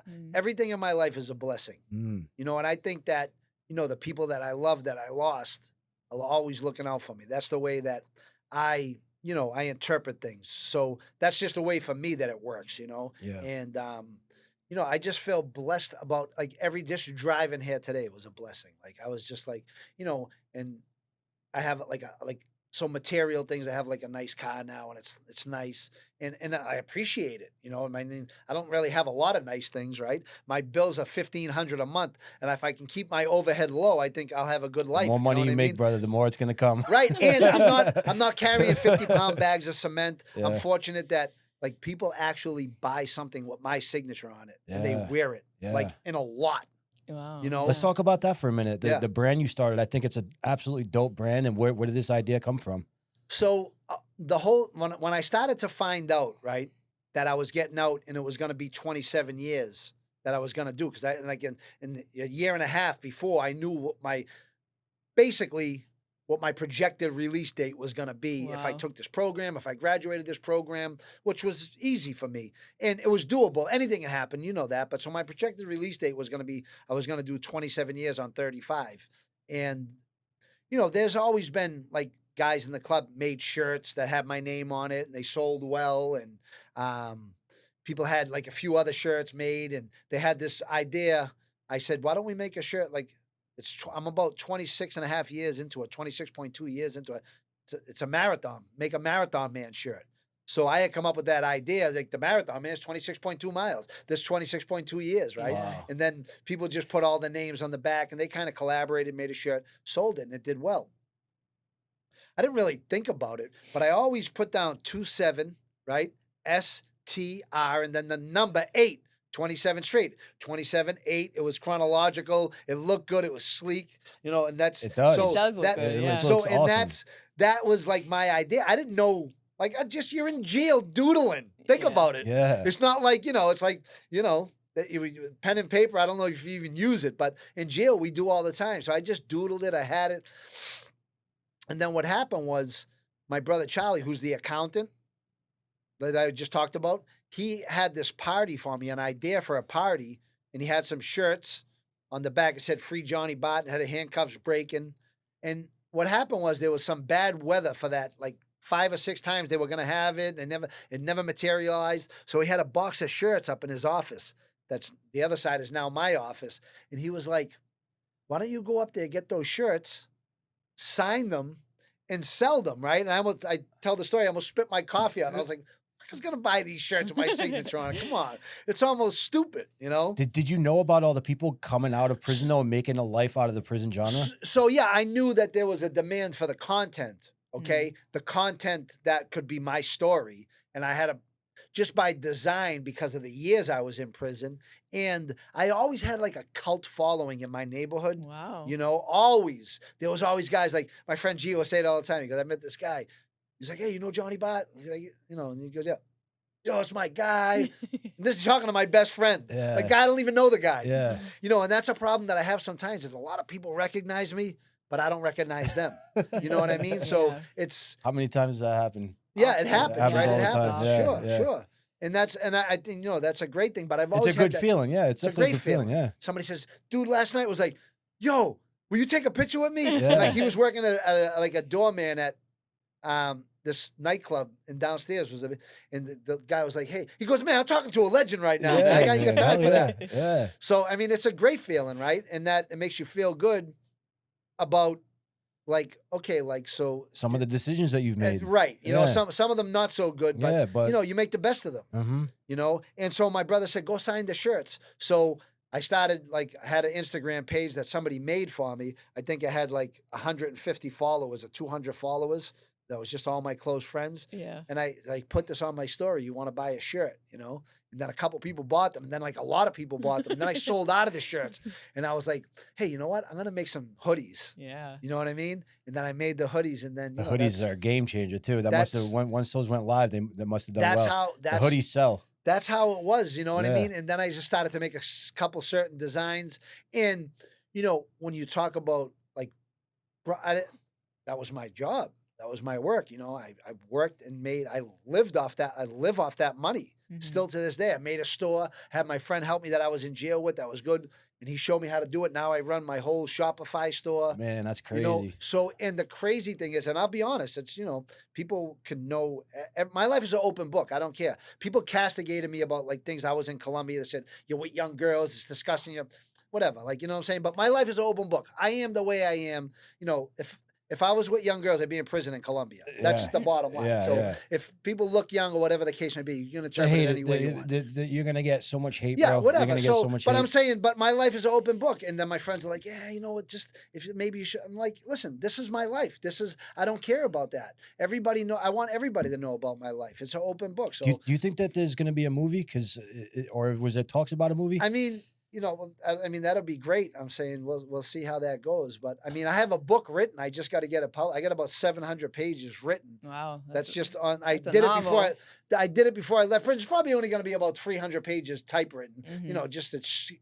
Yeah, but scratch. if you get with a publisher, they'll probably end up turning it into like an actual Book thing, and dude. movie. Yeah. I mean, we'll see. I mean, that'd be nice. I mean, it'd be nice to think about. Yeah. What was it like after 28 years or 27 years straight? Your first day out, like, what did you eat? What did you do? Like, Great question. Yeah, right? good question. So Yeah. my friends were waiting for me in the parking lot, and this is another part of a story that includes like cops being cool with me, right, in jail, right. So I'm not the type of guy. I had great experiences with people, and I like to think it's a testament to who I was as a person and who I've grown to be, really. So I was walking out with my box, and I got a video of it, and my friends are in the parking lot. And it's a camp. I left from a minimum security. I left from Lewisburg. It sounds really bad and draconian, but I left from the camp. I was down the hill from the penitentiary, you know. And I'm walking out with my box, and my friends were like, "Come on, your sentence is over. You don't just come right out here." Do you have video of it? Huh? Is there video I got of a it? video You of do? it. It is. I was like, I got to go to R&D. I got to go check. Nah, come on, don't worry about it. They're yelling. So I know I got to go through R&D. So I go through R&D.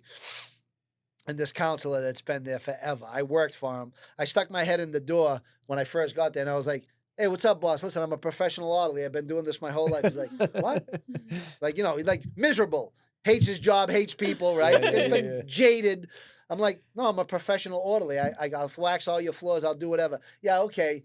And then I guess, you know, I went up to my unit, and the doctor that was up there that ran the whole psychological program, I worked for her husband in Berlin. I didn't even know it. Wow. She was like, "Do you recognize this name?" Well, it just pays to be nice to people and just, you know, work hard and do your thing, you know. And the case manager was like, "You're the only, I'm going to tell you this, you're the only person we ever had a meeting about before you got here." No. So and then I guess he found out, and I was like, I went back there. I said, "Hey, can I get a job or what?" He goes, "Come on in, sit down." He goes, and then he made me an orderly, you know what I'm saying? Then I ended up doing the floors for him, whatever the case. So I had a good rapport with him. Yeah. You know what I mean? And like there was a cop at the unit that was like, "Yeah, SIS just sent me a memorandum about you saying you shouldn't even be at the camp, whatever." He goes, "If that was the truth, you wouldn't even be here." But that's how I knew him. Yeah. I knew him that he came up to me and said, "Hey, SIS." So like there's some people that have a good rapport with officers, obviously, that aren't giving information. Like I said, if that guy that came to me and said, "Hey, I just read this memorandum about you," if I said, "Hey, listen, these guys got," he'd be like, "What Yeah. are you? You're a weirdo or something?" Yeah. Because now other people that want to give me information, I'm sure. And the best thing about him was he would tell me, "But they're coming up from the camp. Tell these guys." I'd run around the whole camp because if anybody got caught with a phone, that would set the drug program, the whole program back. And I was like, yo, Oh. phones. How many people were in the program? Like probably about 100. Wow. It's a lot. That's a And I lot. wouldn't use a phone myself. I wouldn't do anything that would have jeopardized my freedom. I just sucked up. I had a year left. Yeah, no kidding. And these guys, I had 26 years in prison. These guys just come in. They don't know. So, and then what can I say? I can't micromanage your life. You Right. know what I'm saying? But I mean, as a solid guy, you know what I mean? And I can't say like, these so I said, listen, put the phones away. And then he'd be like, start going to the window. Don't throw them out the window. You got time. Put it in your spot. Get it so nobody sees it when they come in. You know, so I kind of was that guy too. Yeah, you knew know? the deal. You knew the deal. So People anyway, listen. I'm getting processed into leave, and you know, this counselor comes. He says, "Come on, I'll walk you out to your car." And now, don't forget, the guy that came to pick me up was a judge now. You know, and then guys that I knew, but he walked out. And like, you don't shake cops' hands. Like, if somebody puts the if the inside. policy is if Yeah. you put your hand out to, like, you know, shake an officer's hand, they can't Yeah. by policy shake your hand. I can't shake your hand. Wow. Like, No, some they of can them get will say, fucked for that, yeah. but Oh. and as a convict, you know, never do that. Like, you can always be like, all right, boss. Other guys will look at that and be like, that dude's fucking. Or yeah. like yeah, even that gesture, because he can't do it anyway. Like Yeah. that, we don't give a salutation that way. We just say, hey, boss, what's up? Hey, what's up, bot? You know what I'm saying? Yeah. Whatever, cool. See you later. You never shake nobody's hand. But when I walked out that door, that officer, he shook my hand and he told my friends, yo, this is a really good guy right here. You know That's what I'm cool, saying? man. Of course, my friends knew that, right? Right. But they wouldn't expect nothing less, right? Because it's like, kid, you make friends wherever you go. Like, you know what I'm Yeah, saying? So, yeah. but you're in an environment where, like I say, short memory, but you're close quarters every day with inmates, Yeah. staff, whatever. Now, you asked, what did I do that day? So Yeah. I got in the truck. It was, I think it was an Escalade. My friends got an Escalade. That's nice, right? I got in there. They give me my phone. They give me all these things. I'm like, wow, like a kid to kid Christmas. stuff. Yeah, and you know what I'm saying. The best thing was my best friend Gio. He always makes fun of me. I was like, yeah. So he goes, John, You have to yell. Screaming in the phone. you don't have to yell. You could just talk like that. I hear you. I said, yeah, I got an iPhone Pro Max 14 Plus. He goes, John, just say you got an iPhone. You got to describe it. You told 30 people you had an iPhone 14 Pro Max Plus. So, Good day. but you know, they had a little fun. They were happy, you know. But the craziest thing is when I got in the truck, right? Do you want to hear the God's honest truth? Yeah. I had just got out of prison after 27 years. You know what it felt like? No. It felt like county bid, 2.5 years. Like a My dream. friends were all Like there. a dream. They all looked the Wow. same. It was just nothing changed. It wasn't like, it was like, hey, what's up? Oh, what are you doing? How's Hey, this? it's been a minute. That's Yeah, right. crazy. Exactly. So it just felt like a very short time. Like, Yeah. but I will tell you this. We can, you know, put those feelings side by side. With, like, when somebody woke me up in the middle of the night and like disrupted my sleep, I did every second. When I was in places without air conditioner and I was going like this on my neck and I had to take a shower at 2:00, those were long days. Yeah. Right. But when I got out, you know, like, you know, you got a short memory, right? Mhm. So Your brain almost blocks those memories too. Like when I was going through addiction, some of the worst nights of my life were detoxing and just the sweats, the restless legs, the not being able to. But like I would think in that moment, right? And I remember having these thoughts in that moment, like I'm never gonna forget this. I'm never gonna forget this. But you do, because your brain blocks those bad things that are going on, and you don't want to remember it. Kind of like Childbirth. my childhood, like Right. Childbirth, Like, you forget yeah. about it. I know. So when you have a baby, you're gonna know about yeah, it. Right, yeah. yeah, good point. Because then you didn't have a baby already. Yeah. 5. Because you We look have too 5. good. 5 of We have them. 5. Oh my God, she's Yeah. amazing. But I mean, listen, I always say the toughest job on planet Earth is being a mother. But Absolutely. when you say that, and that's facts, of course. When you say, you know, how you forget about those feelings, for me, the first thing I do all the time is I always put those feelings in the forefront of my thoughts. Yeah. I definitely don't forget them. hmm And You when want to, but you don't. I can't. Yeah. Because it's a device I use to make sure that I never become ungrateful for what I have today. So what happens is, and what I do, and the greatest thing is having an impact on somebody's life Yeah. when it you is. can share a little bit of your 100%, experience. 100%. So I don't know if this is a good thing or a bad thing, but when I was in California, I met a guy named the Flesh Mechanic. Oh, jeez. Oh, Oh, my God. He's a porn star, right? He does OnlyFans. A friend of mine manages California. Yeah. a bunch of OnlyFans pages, a Mhm. bunch of people in OnlyFans, and that's what he does. And so I met this guy, and he's a sweetheart guy. We hung out for a couple of days because I was staying at the house where they create all this content, and I was just staying there. And I always, and he goes, man, your story is like off the charts. Like your story is crazy. So when I would talk to him, and I said something to him that I said, whenever I lose focus or whenever like I think that, things are bad for me, I always say to myself, where would I be right now in my prison routine? I used to say that to him all the time. I say, like, no matter what I'm doing during the day, if I'm having if I'm being pulled 5 different directions, I just say, where would I be right now? And automatically I get great. I feel dynamite. And then 2 days later, after I left him in LA, he sent me a picture. He goes, where would you be right now? He said, my quote on his leg tattooed. No Yeah. way. He That's got it awesome, tattooed. man. So he says, I'll never forget that when you said that. And I was going to look at my anytime. When you can make an impact like that with somebody and they do something like that, that's one of the greatest feelings. Like when I post stuff about my story, because I always say, like, I don't know, my content's kind of all over the place right now. I'm trying to kind of hone in on what I want to do, but I want to start telling a little bit more of my story. And when I do talk about my story a little bit more, people reach out and they're like, man, I've been, I know what you did and this and that. You inspire me to start a business. And, because my whole thing is like anybody can do anything they want to do, really. And I truly mean that. Like if you have the passion for it, if you meet the right people, you get around the right network, you can start a business, right? But you got to do the right thing. You got to do what you say you're going to do, treat people the right way. Yep. And you could do anything you want. So when you can make an impact on somebody like that and they really take it, that's one of the coolest things in the world. I mean, let's look at Jesus Christ is somebody that everybody knows of or worships, and his job, he was number one historical figure. Yeah, and he was a teacher at the end of the day. So if we're trying to be Christ-like, at the end of the day, we need to excel in the teaching people. That is our mission in life, our purpose in life. I think you're 100% right. And what I will add to that fact is you're 100% right. And speaking as a mother should speak, right? And, as a person should speak, really, but as a mother first and foremost, because I always say that's the toughest job. I got, my mother's somebody I miss every single day. I always try to do something to make her proud. That's my new philosophy.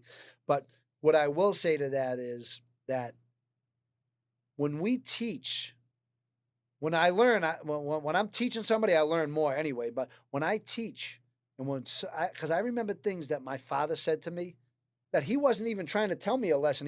He just said something matter-of-factly that I'll never forget. So we always have to be cognizant of the fact that people are listening, even when it's a side note. Yeah. Yep. So, and it's not the stuff that, I want you to listen to this. Number one lesson in life? No, it'll be something when you're talking, hey, so this and this, You want to double your money when you gamble? Fold it and put it in your pocket, kid. Right, just off the cuff. That's Those are the it. things I was that you're like, going to remember. greatest lesson 100%, ever. man.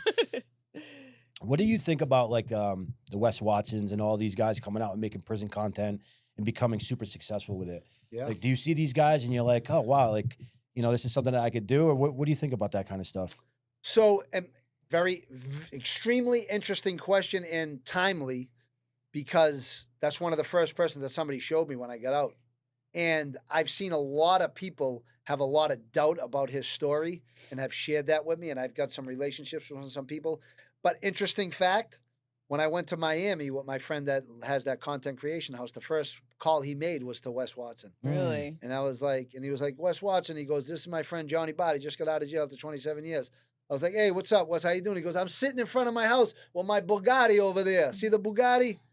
I was like, yeah, it's cool. But that was the first thing he said to me. And I met him in person, and the first thing I said to him was, hey, Wes, what's up? How you doing, man? He had 2 big, huge bodyguards with him. I'm like, what's up? I said, people a lot of times say that you're a fraud. What do you got to say about that? Like, the first thing I said to him. Because it's the first question I had. But if I said it to you, I'd be like, hey, you said you were in this club, but other people told me you weren't in this club. Like, what do you have to say for that? Like, you know what I'm saying? And he just said as an example, right? And Wes said that, these are people that hate on me, you know what I'm saying? And he didn't say anything wrong. He said, these are people that hate on me.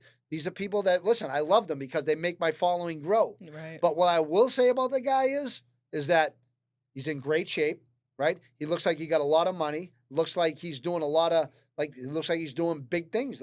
So, and I know people that say things like, he sells this thing and he never follows up with people. But it's like, I got 2 homeboys in Boston Prosciutto Papi and Tommy Garino. Oh, yeah. And they're very big, the Deli Boys. Yeah, yeah. And then everybody has this stuff about them that they really can't pinpoint. They're successful. Right. I yeah. mean, so is that the only thing? I interact with them. Like, I had maybe a little bit of a negative interaction with one of them when I first got out, but nothing. I mean, I think they're good guys. They always think about me. They talk about me. I talk to them. You know what I mean? So I just think sometimes success rubs people the wrong way. And like my friend Mike, like Bean Shooter always says to me, and then he says, be careful about what you post. You got a great brand. You know what I'm saying? But I'm always like, Mike, this is me. I want to be me. He goes, John, I know you want to be you. And I know like we think a lot alike, but a lot of people don't think like us. And he goes, it's just like the guy with the stacks of hundreds and the diamonds every day. Yeah. Like, you know what I'm saying? What good's that going to do you? 100%. Yeah, I was just saying that the other day. Yeah. It's like, most of those people are trying to either sell something or it might not be as genuine as you might perceive it to be. Right. But is that a bad thing? I don't know. Like you said, like he's obviously doing some of the right things. If he's got all this money and he's got all this success, he may be selling some. From what I've heard is that he sells a course and sometimes people don't take that course serious or they're not doing it the way they should be doing it. So he'll be like, fuck off. If you're not going to do it the way I'm going to tell you to do it, then, I don't want you as a Yeah, I met him. I mean, whatever. He's a larger than life character. You know what I mean? And, I can't say nothing bad to him. I asked him a question. He gave me a good answer. Yeah. What about the guys that come out like the Gene Borellos and the Samer Gavanos that come out and they glorify the life that they used to live, but in the matter of fact, they did rat and they did not stay by the code that they said they were going to, and they're turning this into content and they're turning this into a career. Sure. My opinion of that is that like, I don't give information to the authorities, right? Nor would I ever. I don't, I'm not that type of person. If somebody if there's a demand for that content, then I don't have a demand for it. Like I would never watch anything with. It's kind of like do your thing. I would never. I don't watch anything. I don't engage in any of that. I don't watch it even for 1 second because if I watch it, that just entertains it. I like to watch guys like that don't cooperate. I like to support guys that have the collective experience that I have. That I mean, I'm not into like nothing about. Giving information on people. Yeah. I just rubs me the wrong way about, people. And there's some people that, there's degrees of that. And, I've had growing pains in this genre of things. So I really have to stay true to who I am. What kind of growing pains? What? So growing pains about, there's people that I found out have like cooperated on cases and, I'm not going to use any justifications, just that they cooperated on people. You know what I mean? And it's hard to stay close to people that in any way, shape, or form. And it's hard. It's just so it's growing pains that way. Where my friends are like, "Hey, John, that's not you. Yeah, you're not that guy. What kind of stuff is Bean Shooter trying to tell you not to stay away from as far as posting? Well, so when we were in Colombia, and I posted that reel on the boat. And there was the girl that was behind me was a girl I took from Medellin to Cartagena, and she was 19 years old. You know what I'm saying? And everybody's like, "Oh, you got to get her ID. You got to get her ID." And then a lot of people started saying she was just a girl on a boat. You know what I mean? Yeah. So he said like, "You should really think of." And I didn't even think of it. Like I didn't think of that. I really just didn't. You weren't thinking about what people were going to say about something that you weren't thinking of. So that's like tough. that. But so I mean, when I see. Listen, I know what I like when I see it, right? And I'm like, age doesn't really make a difference to me, to tell you the truth. If I mean, your girlfriend or your wife, she's beautiful. I mean, I can admire beauty. I don't know if she's 27, 37, you know what I mean? Like the girl is young. Of course, I know she's young. I'm saying, okay, but I know she's not too young because she got to have a state ID to get in a hotel. I know that, she's of age, I mean, and customs and cultures are different over there. Like everybody I talk to over there is like, I was like, yeah, where I'm from, you got to be 21 to have a drink. They're like, 21? Here, it's like 17. You can go to any bar. That's why I was like, so, but yeah, so that was the most recent thing, and then other people had, kind of said something about this one person that didn't know cooperated, but then I knew, and it's like, well, come on, you got to kind of cut your ties. So what do you think you'll do with that information? I mean, because people tell us to do this and don't do this all the time. I want to be myself. Yeah, so I want to be myself follow all your the time. gut. And I don't, the thing is I come from an environment where people that, mess with underage girls get beat up, get castigated. You know what I'm saying? So I would never do that. Just on that strength alone. That's the number one rule, man. So I know what I don't care what your predilection is. I know what the results are of that. Right. You know what I mean? So what I admire beauty. Listen, and I mean in Medellin, right? You'd be hard pressed to see a girl over 25 over there. Yeah. I mean, I'll show you videos that I have. What do you mean, like over 25? Obviously, over 25, like, okay, prostitution's legal in Medellin, right? In Colombia, prostitution's legal. And there's a place called a park where all these people hang out. And, like, all the nightclubs are there. Everything you walk by, the restaurants are there. I'm saying you'd be hard-pressed to see a girl hanging out there because the military's there, the cops are there. And they come up to you and say, hey, what's up? What are you doing? Hey, what's up? What's happening? You know, that's you're inundated with that when you go to Medellin. I'm not complaining about it. What was that like going to Medellin? How was that trip? So it was surreal and because I ended up like people were like, how did your probation officer let you go to Medellin? Are you still on probation? Yeah, I'm on. Yeah. Oh, no shit. How long do you have to be on probation for? It's 5 years. It took me 3 months to get approval. She goes, you can't travel for the first 2 months. So after 2 months, I put in for Miami to go to my friends, to go to LA. Hell yeah. And the thing is I live a good life. Yeah. My life is on social media. You can see everything I do on social media. Good, bad, or indifferent. Obviously, we just talked about, what people had bad opinions of. Right. Right? So, and you can have a bad opinion. That's cool. I don't have time to comment on my friend's posts. Forget about telling somebody something I don't like about them. Do your own thing, Yeah. When I see a guy enjoying himself, having a good time, like, hey, knock yourself out. I went to jail when I was 27 years old. I'm living those years over again. Yeah. So whatever, whether you like it or whether you don't, that's cool. That's me. That's a lot of things you might not like about me. That's who I am. So, and what I've prided myself on is being genuine. So I'm not, I find it hard that people think that I should hide an aspect of my life and, share other aspects of my life. So to me, it's always being genuine. This is who I am wholeheartedly. I always say my life's an open book. Have you gotten into any situations where you saw somebody from the other side in the club out on the outside? Have you had any run-ins with that kind of stuff since you've been my out? own guys? Yeah, no, like with other clubs. No. I mean, when you look at me, you would say this guy's anything but a Hell's Angel. Well, I mean, I can see the 8. I can see the 8, and I know exactly what that stands for, just because I've been around but it. So you might have that perception, but not many people are going to have that perception. But I'm saying, like, the people that do know about it, have you had a situation where? No, I'm not. I mean, and I'm saying I'm not involved in that lifestyle. Yeah. You know what I mean? Yeah. So, and I live my life the way I live my life. So I'm not. I don't run from it. But I mean, if I can avoid a problem, I'll avoid a problem. I'm saying I'm not worried about. I walk through life the same way I walked through it in jail. I just go straight, go forward. This is me.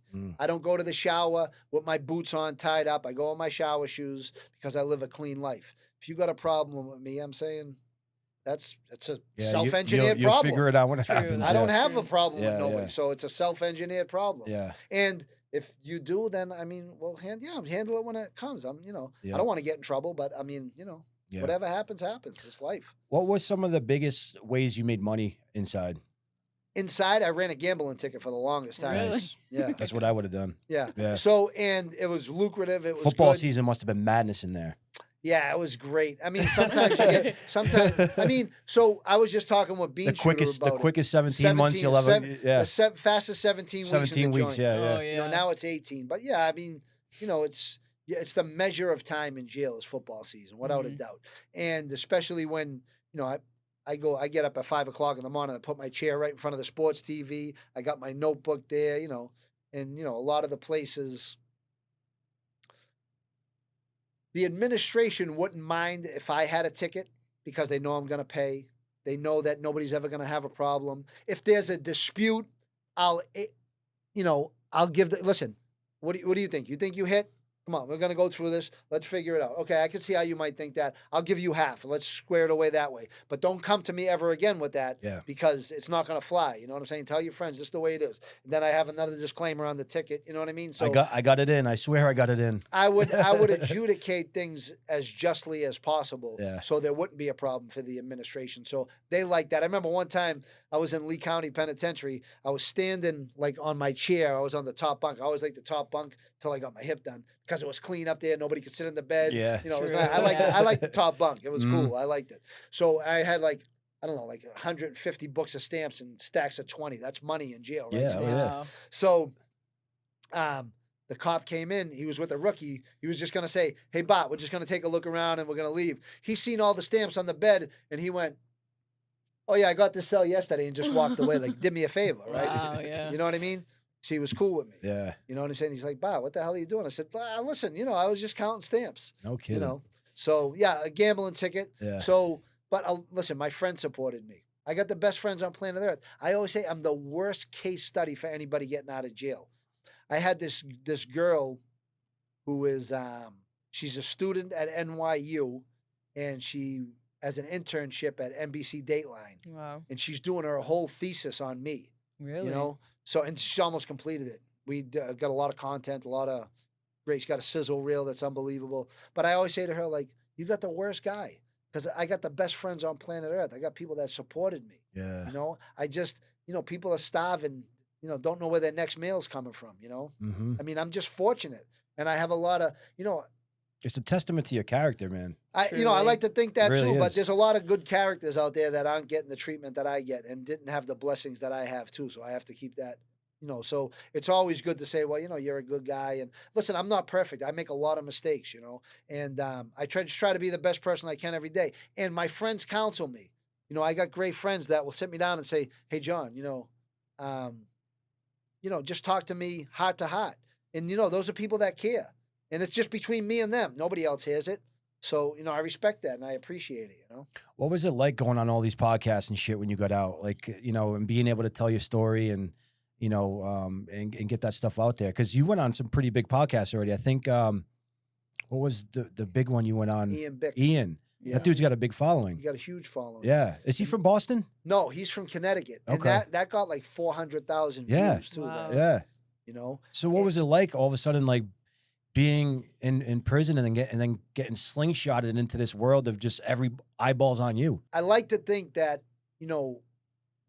that I have like a gift for it, and that I can tell a story and it can be my story. I don't have to include anybody. I don't name no names, and I think that's important. And the people that I mention, I talk to about, and I say, hey, I'm going to mention you. So the people that I do mention are the people that know they're going to be mentioned Mm-hmm. and don't mind being mentioned. And the other people that don't, I don't, and I don't know if it's a gift, but I just think I have enough forethought. That's why everybody says, how many interesting questions can you have? Because I say, well, that's an interesting question Yeah. because it gives me a little time to think, because there's no, like, you can play what I just said back 7,000 times and you can analyze it any way you want.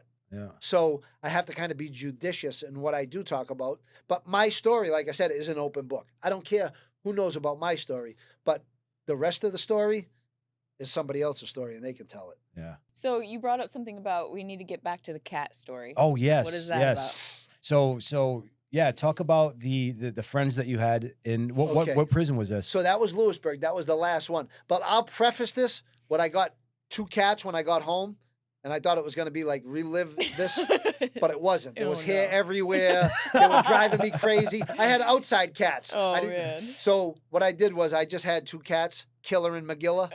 They're adorable. I loved them, but I sent them up to my friend's barn up in New Hampshire. They got 4 kids. They're outside. They're loving life. It's great. So I'll preface it with that. But I went to Lewisburg camp, right? The penitentiary is connected to the camp, but it's, just a minimum security. I could have walked home if I wanted to. Wow. So there's no fences, no nothing, minimum security. And that's where the drug program was. So the first day that I got there, I see these cat houses. And I'm like, oh, cool. I love animals, right? Because when you're surrounded by people, you tend to, we love animals and tolerate people. That's my Yeah, saying, for right? sure. So because I mean they're just genuine. What are they doing? We're getting Just in their giving way. love. That's it. it. You know what I mean? And people can deceive you. People are, and I'm a human being too, right? So I think the worst of myself and the best of myself. But anyway, these cats they were a day old when I got there. Oh. They were just born. They couldn't even come out of the house. And there was a guy named Roman. He was a Puerto Rican dude from New York. He used to take care of the cats. And so for the first week I was there, I used to hang out with him. Yeah, I knew he was going home, and I had no ulterior motive about taking care of the cats. I was just hanging with the dude, and I was like, "Oh, they're coming out! Oh, look!" And that's the mother, that's the father. He was showing me the whole because they're feral cats. Yeah. But people feed them, so that we put a house for them there, and there was like a family that hung out there, and there were some feral cats that didn't even come up there. They stayed like kind of down the other way. But I started to hang out every day, and then he was leaving, and the doctor called me in, the same one that I worked for her husband. And she was like, Bartolomeo, come to the back. So I went to her office. She was like, here, there's the cat food. You're going to feed the cats. You want to feed the cats? Roman said you were a pretty good fit for it. I was like, yeah, it'd be awesome. I'd love to do that. I'd love to hang out with the cats. And so I just started to hang out with them every day. I would feed them. I would chill out with them. I would sit out there, and I just hang out with them. And what happened was I used to go for a walk every night. And then what happened was they started to follow me on the track. Aw. And everybody's like, and I would walk around the track, and they would walk the track with me. The They would cat go into the woods, whisperer. come back out. I would go. No, They but would come. think about it. Think about being in prison and all of a sudden having this like new thing that you're Yes. that you're able to. And I used to my eyes used to tear up. I'd be like, how much I'm gonna miss these motherfuckers when I go. Oh, I can't do yeah. this. Like I can't get because with an attachment comes a liability. Yeah. Oof. That's with anything. That's strong. That is so true. With any attachment comes a liability at the end of it. Mhm.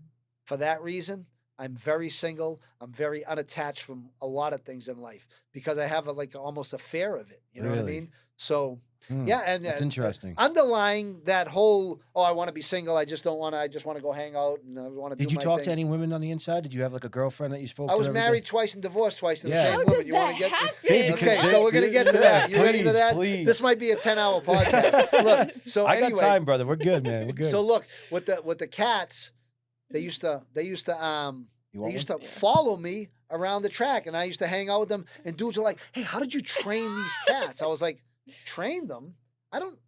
I shit talk them like they're my friends. Listen, you little prick, what are you doing over there? Oh, Get yeah. out of there." I would talk shit to them Yeah, like I yeah. talk to my friends, but I would feed them. And then guys would be like, "Oh, I knew you were in the gym because the two cats were sitting outside the gym waiting for you." I'd be like, "Yo, these motherfuckers, I love these." Wow. Yeah, when that Solid. starts They happening, love when that you. starts You happening, know what I you're mean? like, oh, So no. then came the time that I was leaving, and you would think this is a great moment in my life, right? But now I had to find something to do with the cats. Aw. I wanted to take them home. I had somebody that was going to take them in Here New comes the Hampshire. liability. But There it so is. then she was like, "We got the dog, we got the kids. I really can't." I says, "Ooh," I said, because if I ask you, "Hey, listen, will you please take care of my cats?" You don't want to say no to me. Right. You know me for life. You're like, this is a great guy. I want to do anything I can for him. But in But reality, it's an animal. really, Come on. Yeah. really, can you do this though? You got kids, you got dogs. Come on. And then what's going to happen? I'm going to be gone for 6 months. I'm going to come back. Kids are going to be attached. I'm going to take. Come on, it's just a Right. nightmare. So I was going to a halfway house, so I had to do something with them. So now me, of all people, right? I'm at this camp, and they come. The lady from the store comes up. She used to bring dry food in for the cat. She's a cat person, sweetheart. I loved her. And she was like, "Hey, I'm going to bring an officer in. Will you talk to him?" I'm an inmate at Yeah. a camp. Right? They're bringing me out to talk to cops. That's Hey, crazy. you can come out and talk to this guy. So I talked to the guy, and I start talking to him, and I'm like, "Hey," he goes, "I want one of these cats." I go, "I can't do it. Oh. You got to take both of them. You got to, because they haven't been Oh, apart they're for 15 bonded. minutes. Yeah. They're brothers. They haven't been apart for a year for 15 minutes. They do everything together. They're always together." And he was like, "Okay, I'll take the both of them." And I said, "Let me ask you a question. You worked at the penitentiary. So there's this guy, a historical figure in my whole story that runs a thread through my whole story. His name's Steve Kessler. He was probably one of the most dangerous guys in federal prison. Wow. He killed a guard escaping from Rocky Butte Jail in Oregon, and they put him in the feds because he was too dangerous to be in the state. Steve Kessler? Steve Kessler. Wow. And he became one of my best friends in jail. And, there's a whole nother story to that. But anyway, this guy, this cop, I was like, you know a guy named Steve Kessler? He goes, Kessler? He had a cat named Shithead. He was the only cat in the penitentiary. He used to walk down the center corridor and nobody would touch him because they knew he was Kessler's cat. Oh my And I knew that story. Yeah. I knew that he was the only cat that was ever allowed in the penitentiary because Kessler had him. And like, you know, the sky opened up and I was like, this is my guy. Wow. This is like divine intervention. You know, so I ended up making arrangements. Now, these are feral cats, right? They've never been inside. Those cold stretches, they stayed outside. Troopers. Yeah. I remember one day it was like 2 below zero. One cat looked up at me and went, meow. That was the only sound he ever made. I was like, these are tough cats right here. So now they brought me 2 cages to put these cats in. Oh. And these cats would do anything. I was like, come on, let's go. And they'd come to me, right? And I put them in the cage. Oof. And I was already welling up. And you know what they did when they went in the cage? They went all the way to the back. I tried to touch them. They wouldn't touch me. They went all the way to the back, right? And like just sat there, patient. And they looked at me like, wow, It's okay. solid guy, huh? Yeah. This how you going to do us? You can do us like this. Cool. Wow. Cool. You know what I mean? And when they came to get the cats, the lady from the store came. And I told the story on the radio station in Boston too. And it was like people were going crazy over it. But all I wished I did was just stand there and let the tears come. Because all I did and the whole thing was, and I looked like, and I tried to hold the tears in, and I was hyperventilating crazy, and it was horrible. And the lady was like, Bartolomeo, it's okay. Like, you're attached to these cats. You know, so I had to get rid of them, and it was a really tough thing for me to do. And they're on then she called me down the next day and she goes, they went to the vet, they passed flying colors, everything, they're good. They're in like the Taj Mahal for cats. They got a farm out there. Aww. It's beautiful, you know what I mean? So, but I was really attached to those cats. And having to put them in a should cage go see too. Them. I know, really. Honestly, they're in Pennsylvania. They'd remember you. I'm going to my New Hampshire cats. Yeah. I'm taking some food up to them. That's one thing. So Sheena wants to know about the wives. I know that's something that. How, Yeah. how does that It's Yeah, an I've happen? had that interesting question thing, right? before. So so what happened was one day I'm at mail call.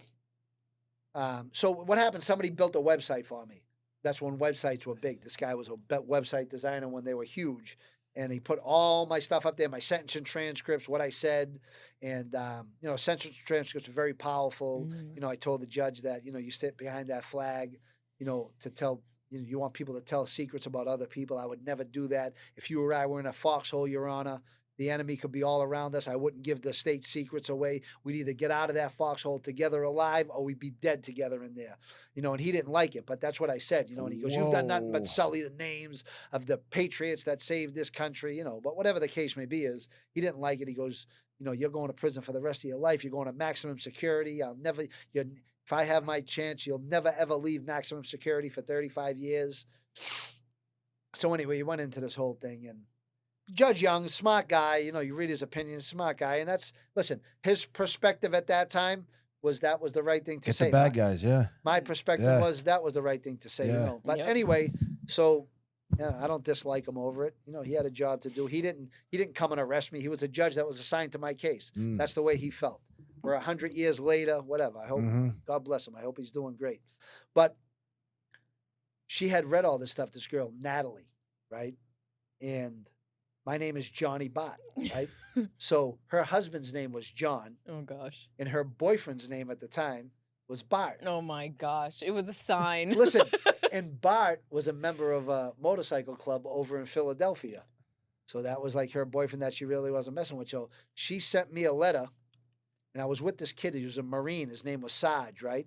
He was bringing kilos back and forth on planes because he used to transport prisoners, but he wanted to bring a key every now and again, too. And he ended up getting found out. There you go. So he's my friend. We're talking all the time. And I remember getting mail call one day, and I'm like, what is this thing? I open it up, and he's standing right near me. And I'm like, oh, look at this. She's a dancer. Oh, my gosh. Well, listen, you had me. Right? Already done. Where do I sign? Where do I sign? So I was like, and he's like, and he started doing this. We're not worthy. We're not worthy. He goes, how do you know her? I said, I don't. Clueless, buddy. I'm going to write her back. And, and then I remember going to look on this machine where somebody sent me $100. I was like, find out the name. Toscano was her. She sent me $100. I was like, wow, she's pretty cool. So, and I really didn't know how, I didn't know how old she was. Get that $100. So I knew she obviously was young, you know what I'm saying? So the first time I wrote her number out wrong, and it took a while to get the phone number on. But when I finally did get her phone number on, she goes, "Oh, you finally called." And I was like, "Yeah." I go, "But listen, I can't be messing with you. You look too young. So I can't mess with you. You look like you're 15." She goes, "I'm 28." I was like, "Oh, okay." So I got her to tell me her age, right? Yeah. So, yeah. So we ended up just hanging out, and she was like, "I want to come visit you." And I was like, "We're on the tip of Tennessee, Kentucky, and Virginia. I don't care. I want to drive up there." Wow. So she came Where was up- she from? She's from South Philly. Philly. Oh, South Philly. That's right. Yeah. So she was. I used to say she's my Philly from Philly. That's So- crazy. Now, when she came in, right, she had these high heel shoes on, with an open back, those True Religion jeans when they were first yeah, big, when they're hot. right, and this tie dye shirt that looked like it cost more than a car, right, and she had like, I was like, whoa. And the first thing I could say to her was, "I forgot my socks." She went, "What?" Because I was in the penitentiary. You get stripped in and out during visits. Not just out, like anywhere else, you get stripped out to see if you brought contraband. But Oh, on the okay. way in, you get stripped in the On the penitentiary. way to the visit? On the way to a visit, they would really? strip So you you out can't give to them see if anything. you were bringing and then- notes or if you were bringing anything, Okay. anything, I guess, whatever. Yeah, yeah. So I had my socks, I thought, in my back pocket because I wasn't going to put my socks on, take them off. I would just take them. Then when I got changed, then I got Put them on. okay to go, put them on. But I guess I left them in my cell. That was the first thing I said to her. So, I wrote a letter to, she went and go visit my parents, as time went on. I wrote a letter to the warden. You have to write a letter to the warden. She wrote a letter, "I want to marry him." I wrote a letter, "I want to marry her." Wow. So, went through all the things. We got married. Then we went through some stuff, and That's crazy. I divorced her. I said, no, she divorced me. She goes, "You ain't calling me anything." And then about a year and a half later, we started to get together again, and I married her again in Aw. Danbury, Connecticut. You know what I mean? So, Unreal. and then like all my friends always say, every joint I was at, like if I was in New Hampshire, "Hey, you going for New Hampshire?" I said, "What do you mean? You're going to get married in New Hampshire?" I'm like, "You might as well. What the hell? You got married anywhere else you've been." So, Wow. but yeah, she was so what happens? Like the question is, why would somebody do that, right? So, I mean, I can't speak for her, right? I can't speak for anybody. I can only speak for myself. But with talking to her and trying to formulate like her thoughts on this were that, she's a beautiful girl. Amazing. If I show you a picture, you'd be like, "Oh my God." Yeah. Because when she came to visit me, I was like, What? "No, I'm looking. That- I'm looking for the mic." I'm like, "She's the cops." Oh, it's the wow. only logical conclusion is she's the cops. The earrings, I'm looking like she's the cops. It's the only. I got 21 years left to Right. do in prison. This girl's a knockout. Like, can have anybody she wants anytime. Like I'm into the short girls. You know what I'm saying? 5'2". She was perfect. Like size 5 foot. She was like, I got all Oh that my on. gosh. it's teeny tiny. Amazing, right? I was like, "Yo, you are like, I couldn't even put you together in my wildest That's dreams. nuts. You're amazing. I love you." You know? still talk to her? Yeah, I talk to her here and there, you know what I mean? But yeah, so I mean, let me get into this first. So we ended up kind of hanging out, and then in Danbury, she hung out again, and we got married again. And I really didn't want to, but she was like, "You owe that to me." I was like, "Yeah, you're right, I do owe it to you." But so what she had said was, she can have anybody she wants, right? It looked like that to me anyway, you know what I'm saying? But like looks don't always, dictate how people Reality, feel for inside. sure, You know what I'm for saying? sure. So I mean, people can have a negative self-concept of themselves and stuff like that. And I found out like girls that, the prettiest girls that I knew that like even with dancers, they had the worst Self-esteem, yeah. of themselves. And I'm not saying that was her. I can't speak for her. I can't get into her head about that. But what she said was that, like solid guys. There's not really solid guys. Like guys, like all the solid guys are dead or in prison. Like that was her philosophy on it. Like, and I'm sure that you would meet people and it's hard to have a relationship when you're doing, when you're dancing or, you're hustling, you're making money and stuff. And, so I guess, that kind of played into the factor. And, her perception of me was, the perception is something that's unattainable, right? Is always like, look at this, you put people on a pedestal, like, and I'm sure that's the way people look like Instagram models, like, oh my Right. God, like, look at her. Like, I would like, and then, the reality is the next reel is another beautiful model. You know what I mean? Yeah. So that's how life is in slow time. That's real fast time, right? You can go, you can fall in love like that, right? Mhm. So I'm sure, and you would think like, "Yo, who is this girl? She got 1 million followers. She's unattainable, right?"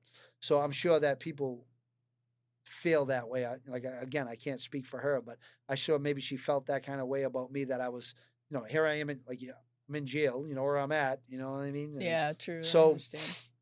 I guess that played, but you should have her on. I'm sure she would tell you exactly, how she felt about that, Yeah, it's almost like I know what he's doing every day. I know where he's at. I got tabs on him. I know, you know what I mean? Maybe it's kind of one of those things where like it's kind of a control thing at the same time. Yeah, it might be. Where it's like I know exactly what he's doing, so this is the guy I want because he's not gonna do nothing behind my back and blah blah blah. And women I don't know, are maybe, I don't know. emotional too, emotional attachment more than Yes. physical attachment. Yes. So for her, Men are more physical. Yeah. So for her, she's like, okay, well, he's definitely not sleeping with anyone else, but Definitely not. but he's talking to me, like it's like it's an emotional thing. So you would it know, just- because I think you could probably put yourself in her shoes and try to understand that. Yeah. How, because the first thing we have to do, like when we empathize with people, is not say like, oh my God, why would somebody do that? We have to say like, Right. hey, I can identify with this. I know I can identify with anybody on any level.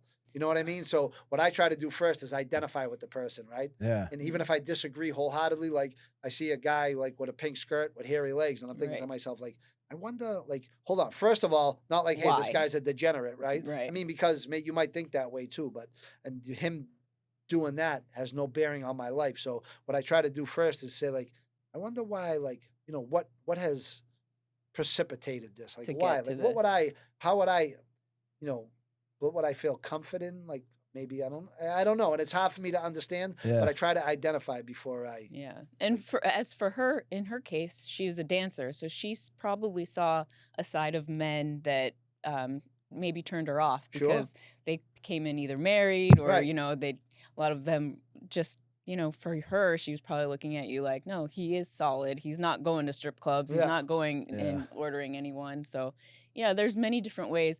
I love psychology. So for me, that's why I want to know, like, what is it that makes women reach out to men that are unattainable? You can't really have a physical relationship, Right. which is a lot of a relationship. You can't really just Right. have an emotional relationship. 100%. It takes two. So yeah, it's very interesting. No, so definitely. you married her twice, but not two different people? No, her twice. Her twice. Oh. Same woman twice, divorced twice. Yeah. Oh my gosh. Yeah. That's interesting. Yeah, That's it's crazy. fascinating. It's awesome. That is interesting. Yeah. Yeah. As I sit here and ponder. it. So, I mean, the thing is the way I feel about it now is I've been under like somebody's thumb my whole life, like, the federal government and being in prison. And I really enjoy doing what I want to do when I want to do it. So it would be hard for me to be in a relationship with anybody, Yeah. especially like, if I want to go somewhere, like I wanted to come here, I'm going to be early. Yeah. If I'm not 15 minutes early, I'm late. For the record, guys, he was here an hour early. The first guest that ever showed up an hour early. He was like, "No, I'm here, man." I was like, "Shit, was this supposed to be at 3?" No, and was then like, I'll "No." say, I'll just sit in my car on Yeah, my yeah, phone. yeah. It's cool. I'm Yeah. good. Yeah. I mean, I can always use phone time. Yeah. I just went an hour and a half without using it, so I can always use phone time, So, Yeah. I mean, it's not, I just, I always try to get, and then, life gets in the way sometimes. Sometimes I hope people forgive me. Sometimes I'm late for things. Sometimes it's just, it's. You got a lot of life to live, man. You're gonna Yeah. have. I think Yeah. these next, 10 years or however long, is these gonna be a next very 20 minutes. We never very know. very good time for you, man. That's true. What's You what's never next? know. What is on what's on the radar for Johnny Bart? So, and it's, I always say interesting, right? It is interesting though, because I'm the worst case study for somebody getting out of prison. I'm the worst case study for forethought. I never had a plan about anything. I've never had a plan. I don't have a plan, and like my friend's like, okay, what do you want to do next? I don't have a plan. I enjoy every single day. And I think my strategy with this is, I'm not stressed out. I don't have anything to live up to. There's nothing that Because almost like there's no goals that you need I don't. to hit. Yeah. So listen, they say it's the worst thing. Listen, have a definite goal. Work toward that goal. Any book you ever read says that. Okay, but I'm unconventional in a lot of ways. I'm taking it all a day at a time. I'm trying to every day. I work through the frustration of technology. That's my biggest job, is to work through the frustration. It's frustrating, very frustrating. For me, I don't have a lot of experience with it, but I work through Are frustration. you getting better at it? Can you A lot do you better notice at it. yourself getting A better lot at it? better at Because it. you have a Shopify, you said, and if you're running a Shopify and you know how like that whole system works, and you're ahead of it, you're And doing I good. handle all my orders. Yeah. I handle all my inventory. I do everything myself. Yeah. And that cuts away from the bottom line too, right? So, I mean, I'm saving on that. And I'm hustling. I grind every day. I try to make a few bucks. I'm a recovery coach. Oh, wow. So I do that part-time. I can tell. I can just hear, because like NA never got me sober. Like I had an opiate addiction for 8 years. Right. And I went to NA. I tried to do all the programs and stuff, but nothing ever stuck. Like it was me who made the decision. Like I got to stop. And I ended 100%. up, I didn't go to any rehab. I did go to rehab, but they never worked. I stayed home those, however long, 3 weeks, 4 weeks. I ate shit for those 4 weeks, and I decided to make a change. Right. But I heard a lot of the vernacular that they were using, a lot of the, talk, and you are very well spoken in that area. So I can tell that the recovery coach or that realm is going to do very well with you, because you're really good at it. And it's and good the way with you're your able philosophy. to articulate yourself through that, those thought processes are very inspiring, man. Seriously, because you could tell that you put a lot of work into it. Yeah, and living day by day, which is really living in the present instead of worrying about what you're gonna do to get to those goals, is basically what Buddhism teaches. It's like, no, be in the present now, because like you said, we could die in 20 minutes and not know. Deep breath. Yeah. Breathe. Experience, like I experienced the thing that worries, it just flies, but it's flying at breakneck speed. It is. I don't have to worry about tomorrow. And listen, maybe I'm not, like I said, I'm not right all the time, but this is my philosophy. And I will tell you one thing. I'm an expert on grinding a day out. I'm an expert at it. Expert at doing prison time. If it's the only thing I'm an expert at least I'm an expert at that. And what comes next is working on a pro-social life. For me, that's the biggest thing. Pro-social, living a pro-social life.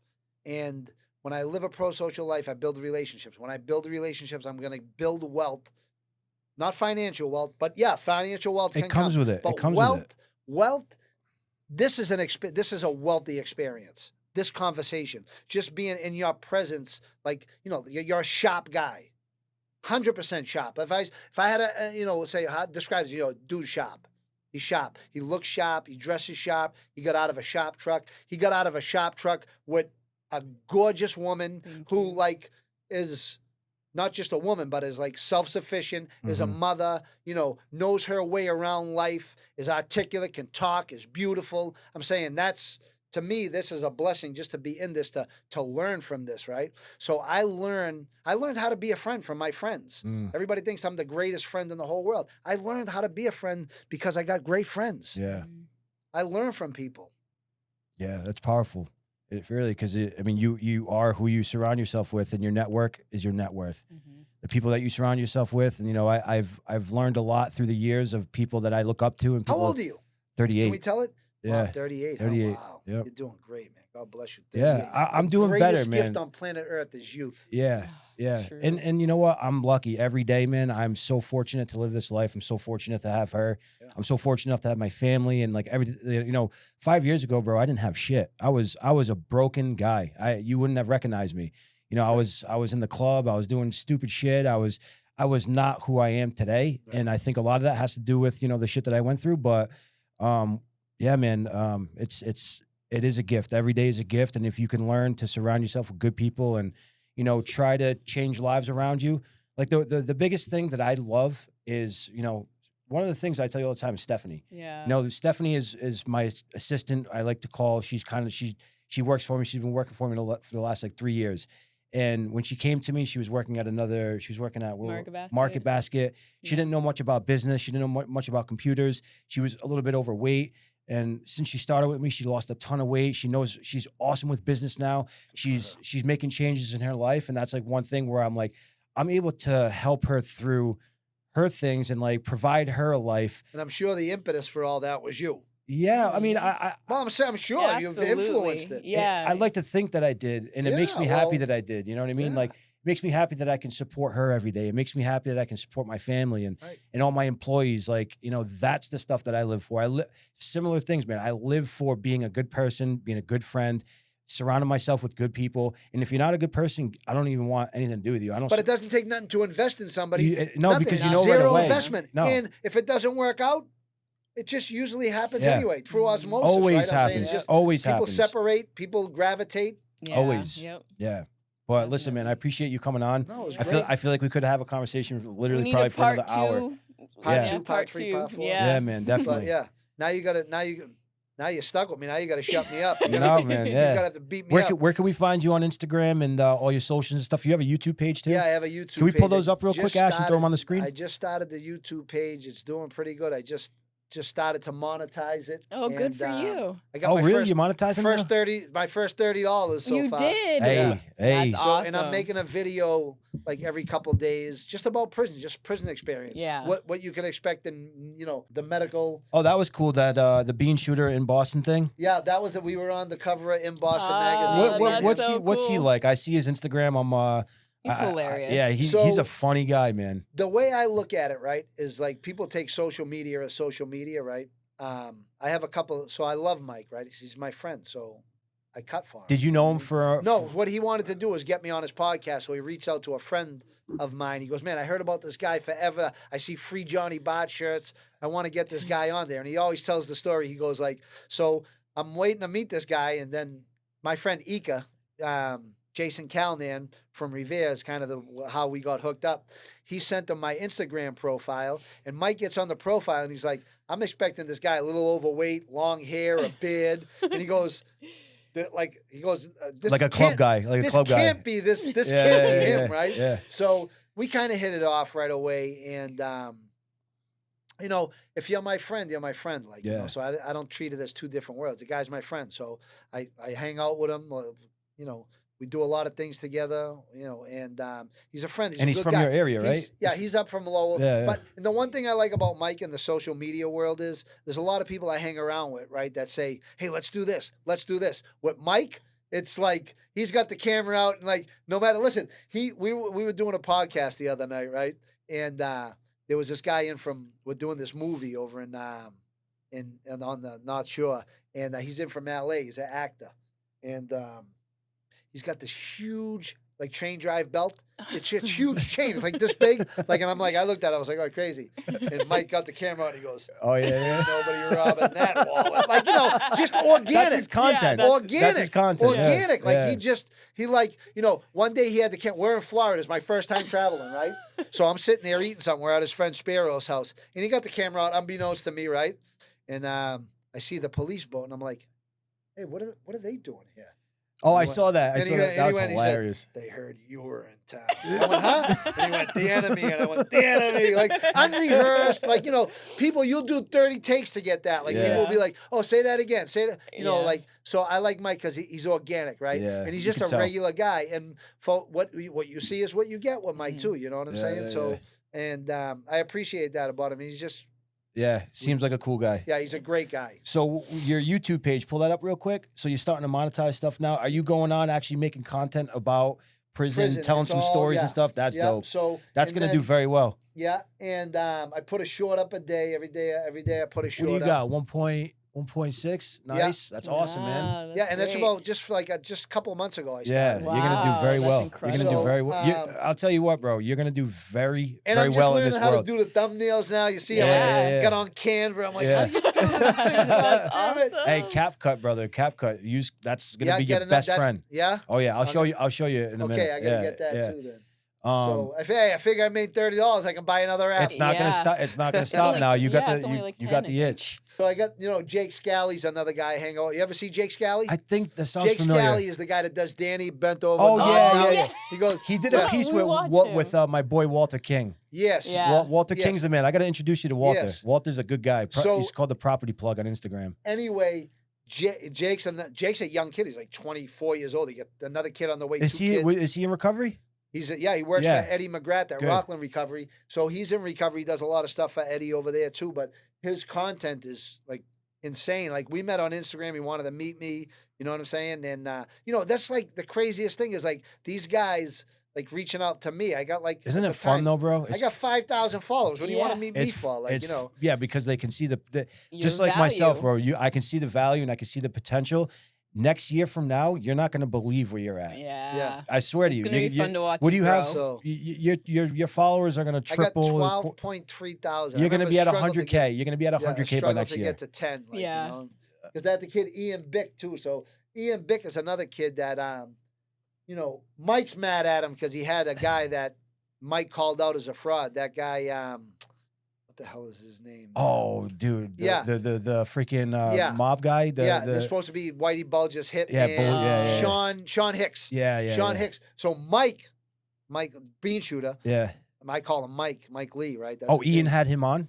The Sean Hicks guy? Yes, but after Mike exposed him, like to everybody, it was like the guy's a fraud. So Mike Lee and like 1090 Jake, you follow 1090 Jake. So 1090 Jake is friends with Mike too, and they're friends with me too now.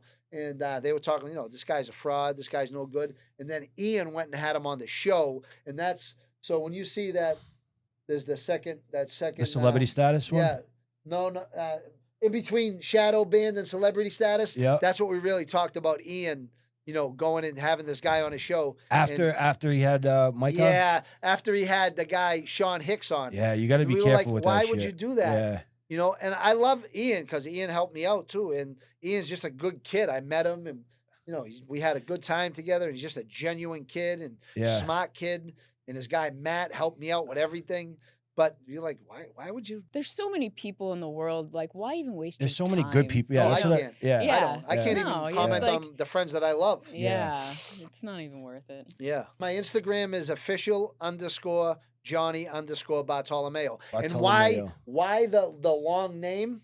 Because somebody had hacked. I had Johnny Bart 81. Is that the one that they made you while you were in prison? Yeah, but because somebody hacked into my account and like 3 of my friends sent like asking for money and shit. And they sent like my friends was like one side guys give me a check stub $5,000 he sent them. I'm like, bro, I would never ask you for money. Did I ever ask you? Yeah. And then other people sent like 200, 400. So that's why the official Johnny Bartolomeo came, because people hacked into my account. So that with the blue check, I got the blue check mark and I paid for it. Yep. And that's my other Instagram page is 27 straight. I do have that one for my brand. How can people buy your merch? Just going right on Instagram? You go right on the Instagram. There's a link right there. Dude, it's very, very good. I was going through this. I want to get a shirt. And I want to get the Marathon Man shirt. That's awesome. That's the one. Because you know what it says on the back? What? I have often regretted my words, but never my silence. Yeah. Yeah. And you can really stand on that right now, man, because it's giving you this life right now. Yeah, no, definitely. And everybody says, how do you feel about the rats? So I feel bad for them. They're not getting the treatment I got. Yeah, they could have held out. You know what? They're all broke, and Gene can speak for that. You know that you could tell the guy's broke because he's hitting me up every day. Yo, send me 200, cuz send me this, send me that. You know what? When people ask me like, hey, how much will you charge me if you come speak to my people? Or how much if to do this? I go, I don't charge money. Here's what I do. I'm gonna speak. Right? I'll be on your podcast. I'll speak, whatever you want me to do. Whatever value you find in that, you can give me. If you find no value, don't worry about it. Yeah. Yeah, that's the I'm way good. of it. You know, like I went to speak to somebody's employees. He was like, how much you want? I was like, you know what? After I'm done, if you want to give me something, give it to me. How did you know, what made you decide to come on this podcast? Because I mean, we're a new podcast. We just started a year ago. We don't have a huge following, but I know my time frame's all fucked up. He has no concept of time. Time dysmorphia. Yes. He'll say, yeah, we just went to Florida. What do you call it? Body dysmorphia? Is that what we say? Yeah, dysmorphia, right? Yes, time dysmorphia. I think we just hit 4,000 subscribers on YouTube. YouTube. Mm-hmm. I mean, we're doing okay, but what made you decide to come on this podcast? Yeah. I mean, you know, you number one, you took the time to encapsulate everything that I had done and say, hey, I found this interesting. You were, detail orientated. So I think that, for somebody to put time and effort into, hey, I just want to book a guest, you want to come on my show, but took the time and effort and you said, hey, listen, I'm really looking forward. I'm thinking about some thought-provoking questions. I just thought the delivery was great. And I just felt almost like you feel an affinity to somebody about without meeting them, you're like, this guy feels right. Yeah. So it is like energy. That. Energy. That's everything. It's so everything. real. I didn't understand it until I started dating her. And everything. We got engaged recently. We're getting awesome. married. Congratulations. But Congratulations. it's not something that I ever thought about, the manifestation thing, the energy thing. No, definitely. But she's so big into that, and ever since I started really thinking about She's smart. Energy is real, brother. It is. No, listen. It is the real. realest thing on planet Earth is energy. Yeah, man. Yeah, it's energy. Everything is energy. Everything, right? Think about it. And it's at a distance. It doesn't have to be energy because we're in the same room. Like you were just saying, there was something through Instagram that you knew. Imagine. Okay, this is okay. I feel safe going to this podcast. And you agreed with me. Yeah. Because you felt that same. You're marrying the guy, so I must have did something. Sure. She's. I value her incredible. opinion on everything now. She seems pretty smart. Well, listen, man, I appreciate you coming on. I think awesome. this is going to be a friendship that that goes a long ways. And I will say to everybody, this is just the beginning. yeah, man. Yeah, for sure. So, Johnny, thank you for coming on. My pleasure. It was a great podcast, and we'll have you on again. Thank you. Awesome.